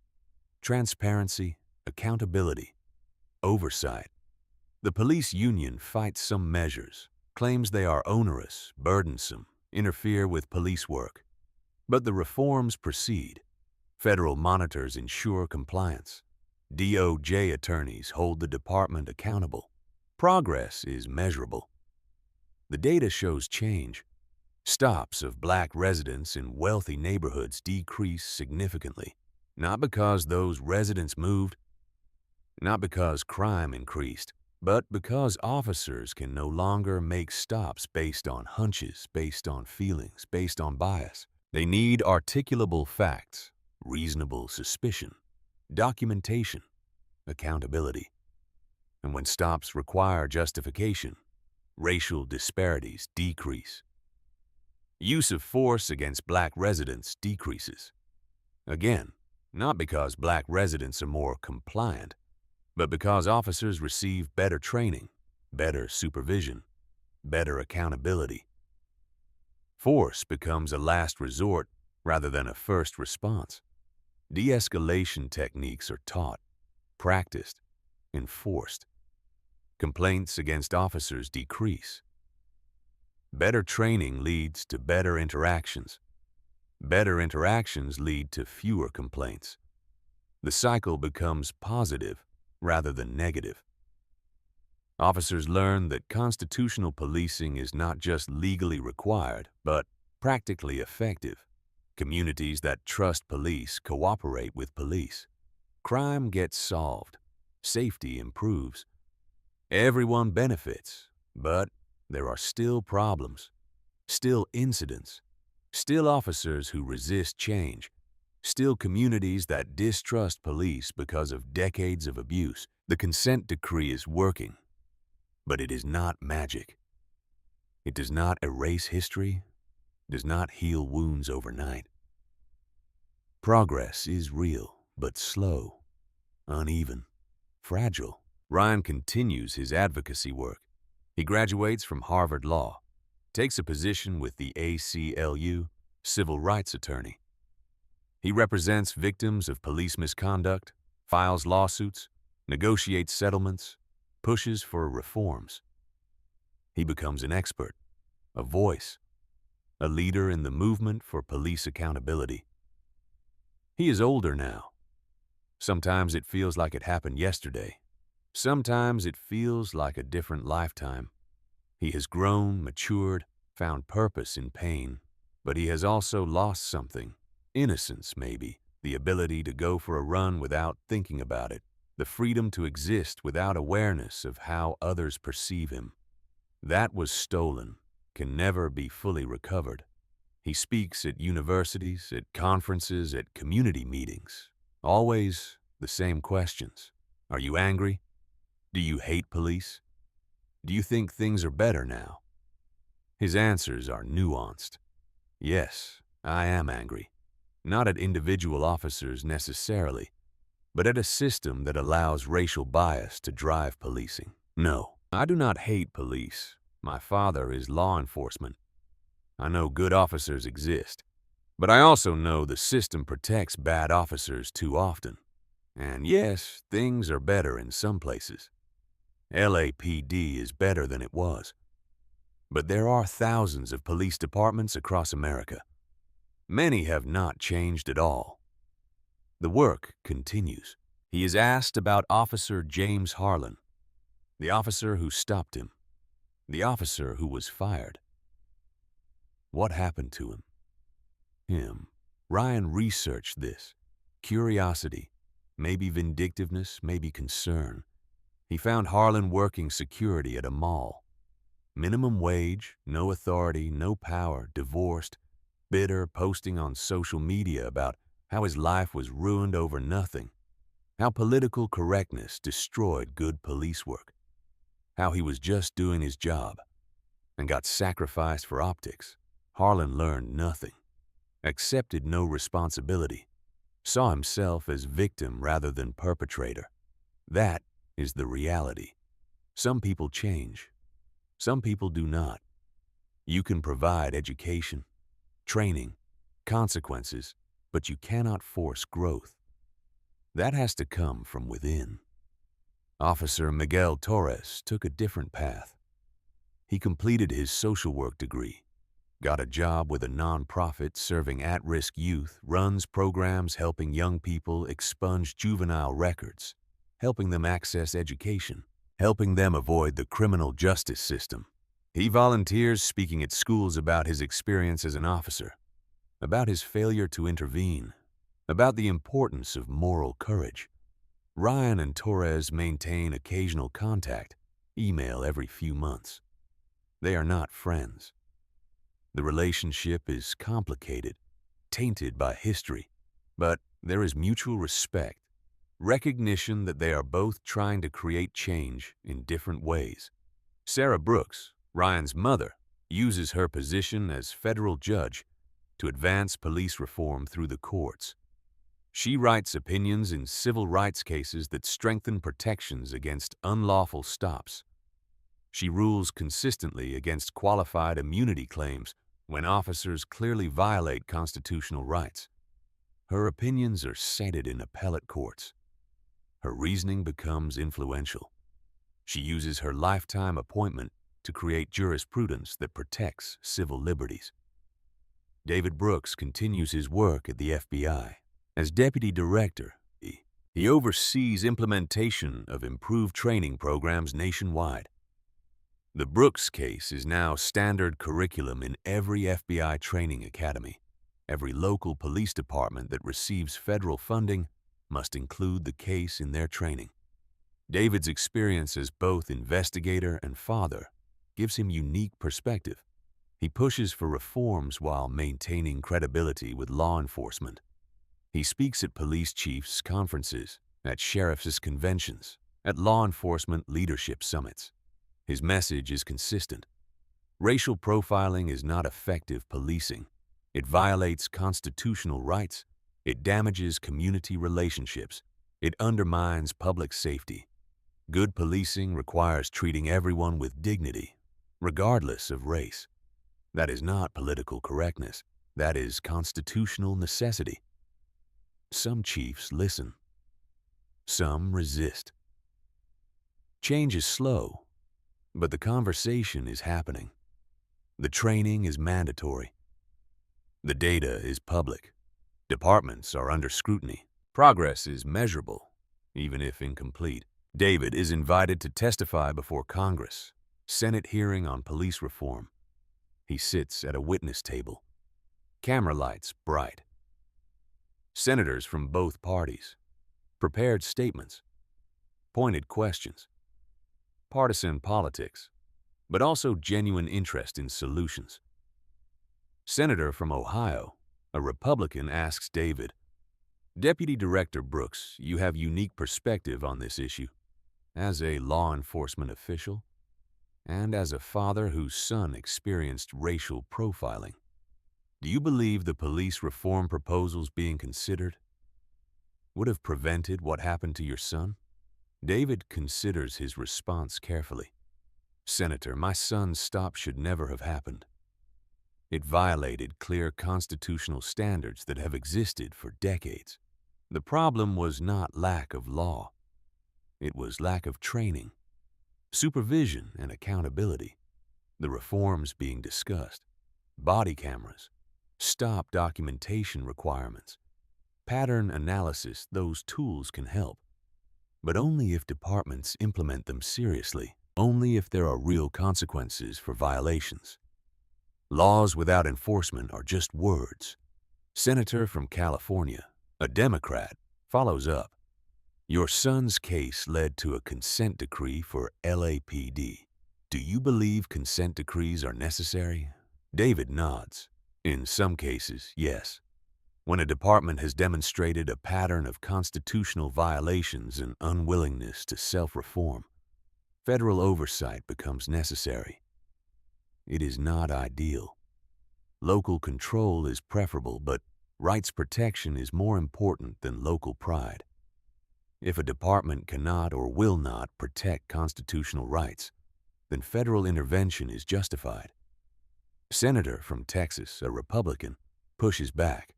"But, Deputy Director, does not federal oversight interfere with local law enforcement? Does not it create bureaucracy that prevents officers from doing their jobs?" David responds firmly but respectfully. "Senator, constitutional policing does not prevent officers from doing their jobs. It requires them to do their jobs correctly. Officers can still prevent crime, still make arrests, still protect communities. They just have to do it without violating rights. That is not interference. That is enforcement of the supreme law of the land." The hearing continues. Hours of testimony. David is one of several witnesses, police chiefs defending current practices, civil rights advocates demanding change, victims' families sharing stories, the full spectrum of perspectives.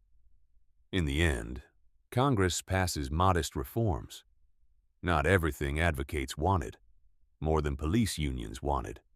Compromise, incremental progress, requirements for federal data collection on police stops, incentives for departments that implement training programs, restrictions on qualified immunity in certain circumstances. Not transformative, but not nothing. David knows this is how change happens. Slowly, incrementally, through persistent pressure, through documentation, through advocacy, through tragedy, forcing attention to problems that have existed for generations. His son's stop did not fix policing, but it contributed to a larger movement, one case among thousands, one video among millions, one family among countless families demanding accountability. Ryan is invited back to Harvard Law School, not as a student, as a guest lecturer. Professor Ramirez asks him to speak to her constitutional law class, the same class where he sat as a student while his case was discussed. Now he returns as an expert, as an attorney, as an advocate. He stands at the front of the classroom, looking at students younger than he was when the stop happened. They have watched the video as part of their reading. Now they get to hear from the person who lived it.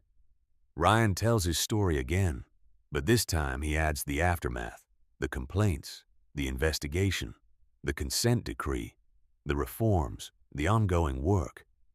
He explains how one incident becomes part of systemic change, how personal pain becomes public advocacy, how individuals can contribute to movements.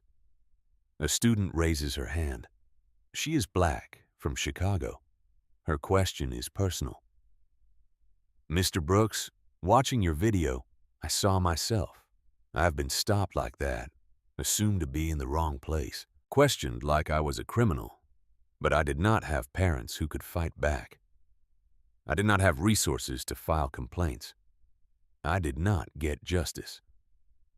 What do you say to people like me, people who do not have what you had? Ryan takes a breath. He has been asked this before, the hardest question, the question that exposes the privilege within his tragedy. I say that I am sorry. I am sorry the system failed you. I am sorry you did not have resources to fight back. I am sorry your story did not go viral. That is not fair. That is not right. But I also say that your story matters even if it did not make national news. Every stop, every violation, every injustice, they all matter. They all contribute to the data, the patterns, the evidence that forces change. He pauses, making eye contact with her, seeing her, acknowledging her. And I say that the work I do now is for you. For everyone who experienced what I experienced but did not have a platform. I use my privilege, my resources, my story to advocate for people who do not have those things. That does not fix what happened to you, but maybe it prevents it from happening to someone else. That is the best I can offer. The student nods, appreciating the honesty, the lack of easy answers, the acknowledgement that justice is unevenly distributed.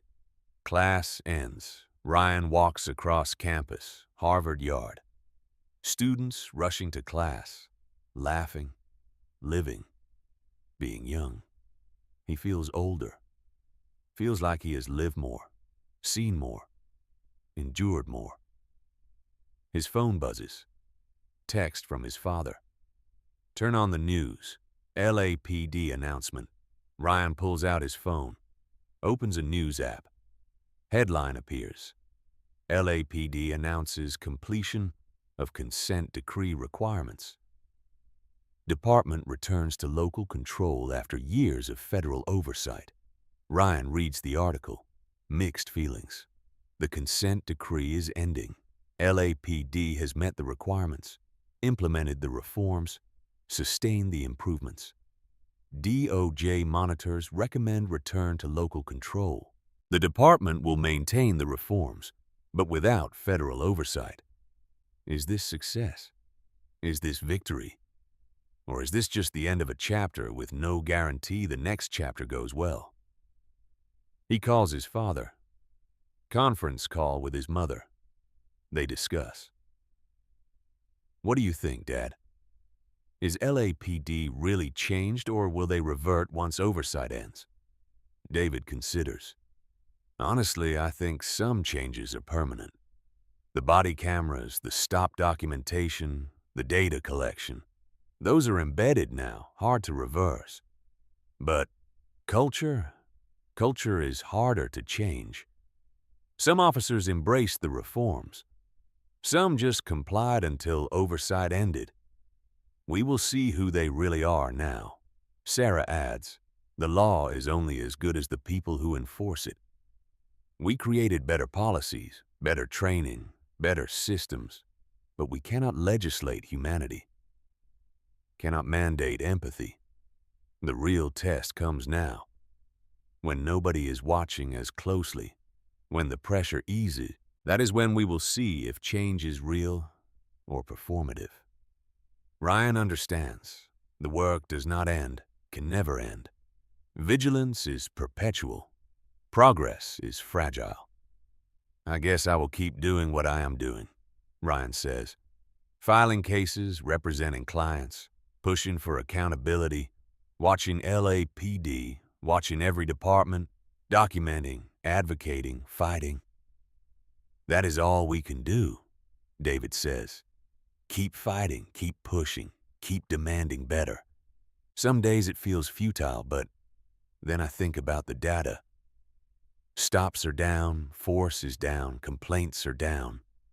That is measurable progress. Real people are safer because of reforms we helped create. That matters. Sarah agrees. Your morning run changed things, baby. Changed policies. Changed training. Changed lives. That is your legacy. Be proud of it, even as you continue the fight. Ryan tries to feel proud. Mostly he feels tired. The weight of being a symbol, of having his trauma replayed in classrooms, of having his face associated forever with racial profiling. He did not choose this, did not want this, but he accepted it, used it, made it mean something. Ryan takes a morning run. Same neighborhood, same streets, same route, but different now. He is older, wiser, more cautious. He carries his phone, his ID, his attorney business card, just in case. He wears bright colors instead of a hoodie, trying to be less threatening, hating that he has to think that way, resenting that jogging requires strategy. He runs past the spot where he was stopped. The exact location. He knows it precisely. Has walked past it many times, driven past it countless times. The location is burned into his memory. Trauma does that. Creates markers, points of reference, before and after. No patrol car today. No officers, just a quiet street on a Saturday morning. He runs past, keeps going, completes his miles, returns home safely. His parents are having coffee on the back patio. Same place they sat years ago, processing what happened. Same chairs, same view. Different reality. Ryan joins them, pours coffee, sits. Quiet morning, family together. You went running, Sarah observes. Yeah, first time in a while. It felt good, scary, but good.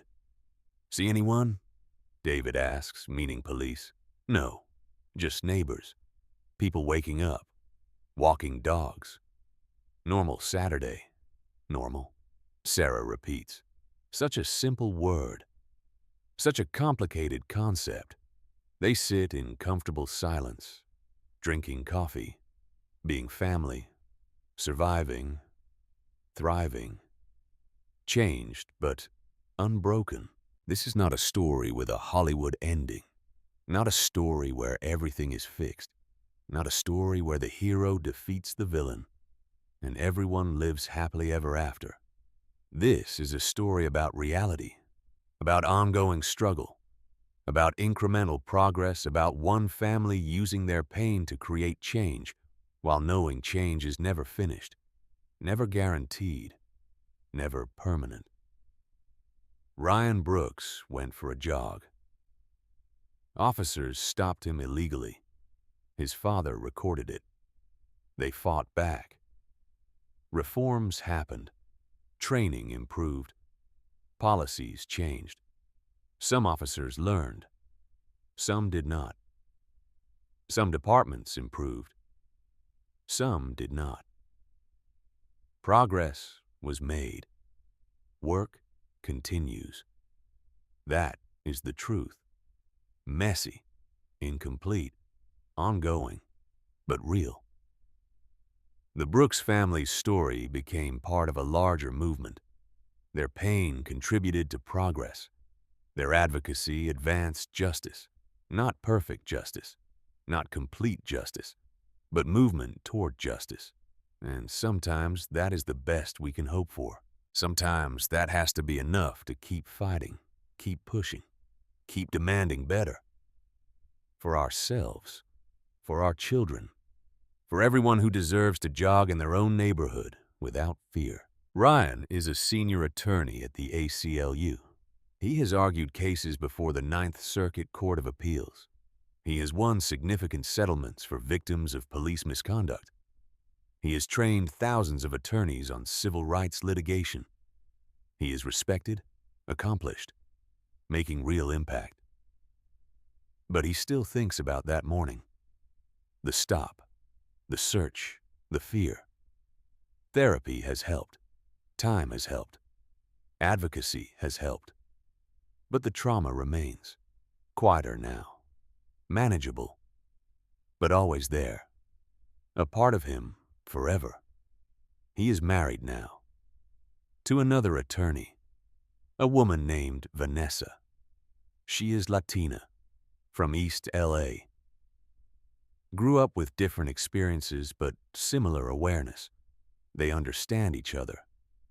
Support each other. Fight for justice together. They are expecting their first child. A son. They have already named him. Nathan. After Ryan's grandfather. After Ryan's father. Continuing the tradition. But also claiming the name. Reclaiming it. Nathan will grow up knowing his family's story. Knowing his Uncle Ryan's story. Knowing the history.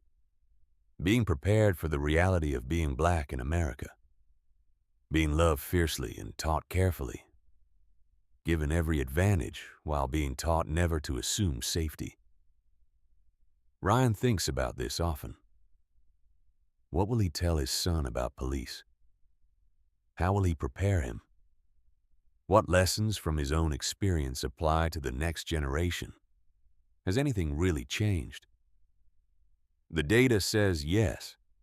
Police stops based on race have decreased in many jurisdictions. Body cameras are standard. Training has improved. Accountability has increased. Federal consent decrees have reformed dozens of departments. Laws have changed. Policies have changed. Culture is changing. Slowly. Unevenly. But changing. But the data also says no. Black men are still killed by police at rates disproportionate to their population. Traffic stops still show racial disparities in many areas. Use of force still targets black communities more heavily. The criminal justice system still incarcerates black Americans at rates that echo Jim Crow. Progress exists, but so does ongoing injustice. Both truths coexist. Ryan visits his parents. Sunday dinner. Family tradition. They sit around the same table where they planned the complaint years ago. But tonight is just family time. Not strategy session. Not crisis management. Just parents and son and daughter-in-law sharing a meal. Laughing. Reminiscing. Being together. David is older now. Considering retirement. Decades with the FBI. He has accomplished much, created changes that will outlast his tenure, but he is tired, ready to rest, ready to spend time with grandchildren, ready to pass the torch.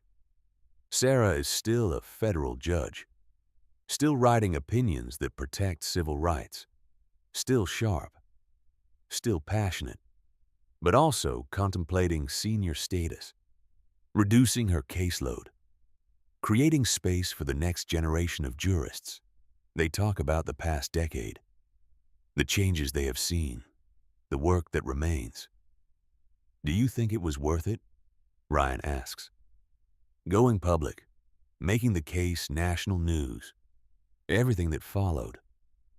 Was it worth what it cost? David and Sarah exchange glances.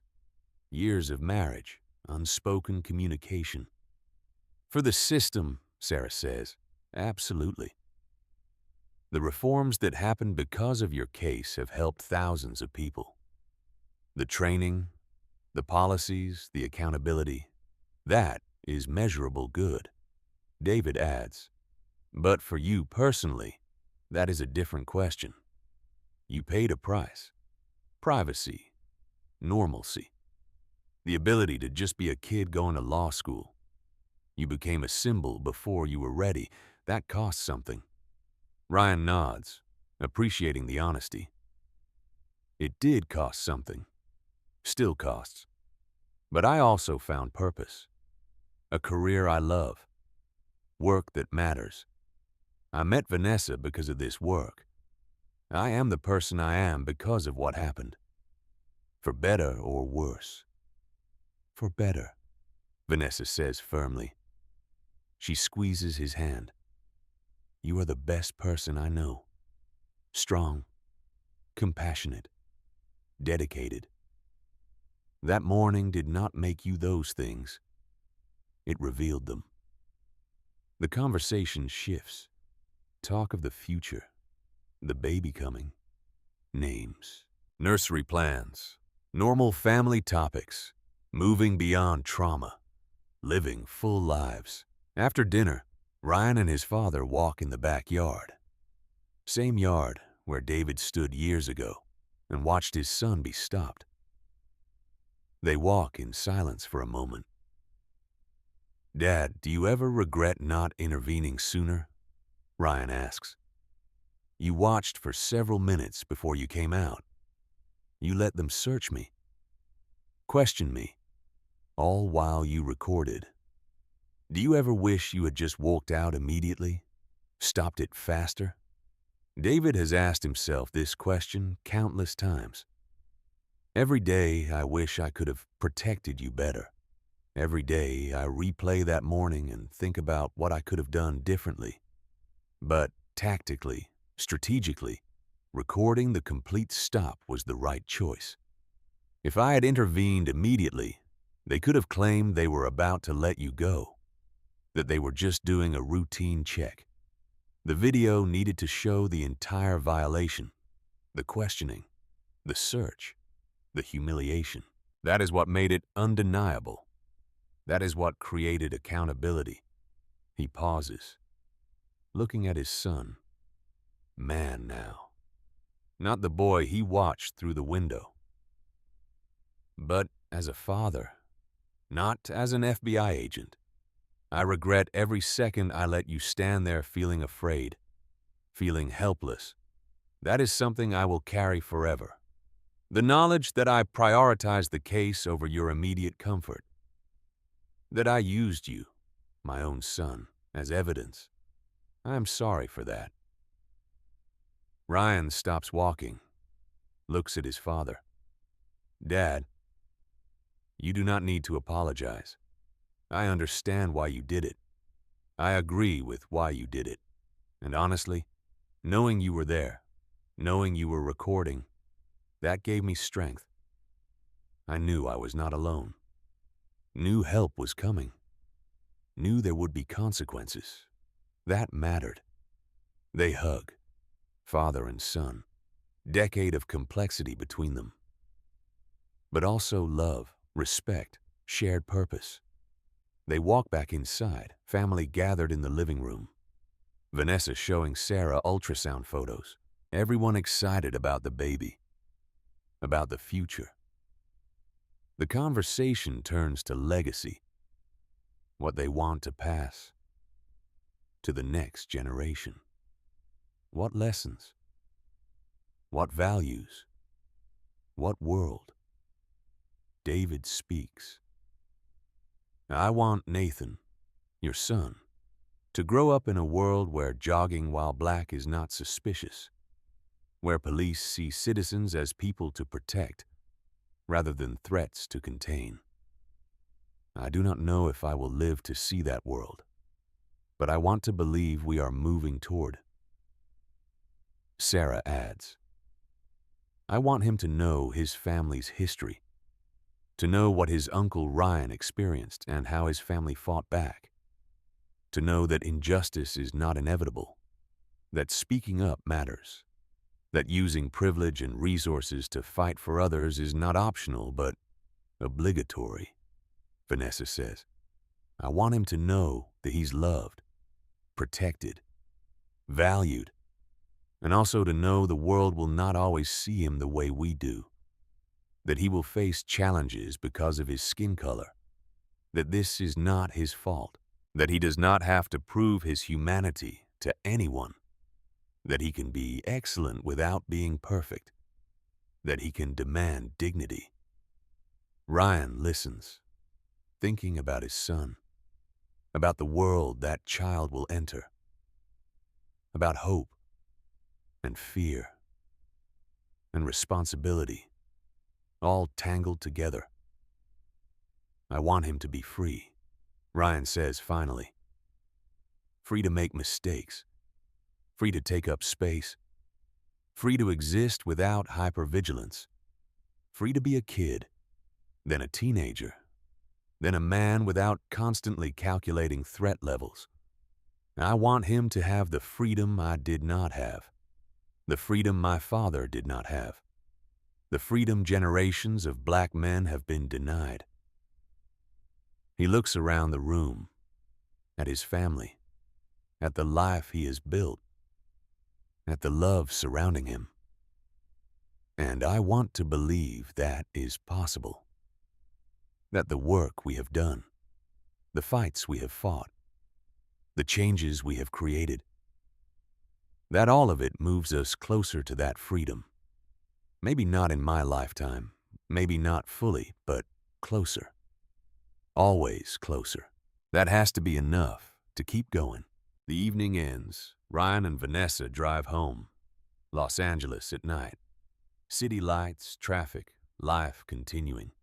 Ryan thinks about the past years, the trajectory from victim to advocate, from symbol to person, from trauma survivor to justice fighter. He did not choose this path. It was forced upon him by two officers who made assumptions, but he chose what to do with it, chose to use pain for purpose, chose to fight rather than accept, chose to hope rather than despair. That night before bed, he pulls out his phone, opens photos, scrolls back, finds the picture he took right after the stop. Selfie in the mirror, face showing stress, shirt covered in sweat, eyes tired but determined. A record of that day, a reminder of where he started. He looks at that young man in the photo, sees himself, sees how much has changed, how much he has grown, how much the world has changed because of what happened. He types a note, not posting it, just writing for himself. Private reflection. Years ago, I went for a run. Two officers stopped me illegally. My father recorded it. We fought back. I became an advocate. My case helped change policies, training, laws. I am proud of that work, grateful for that impact. But I also grieve what was lost. The innocence, the ease, the ability to just be a young man going for a run that was stolen and can never be fully returned.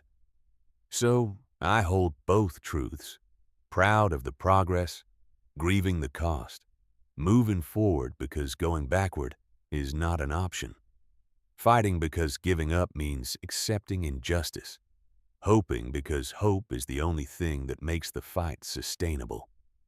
He saves the note, puts his phone down, goes to bed. Tomorrow he has cases to work, clients to represent, justice to pursue. And soon he will have a son to love, to teach, to protect as best he can, while knowing protection has limits.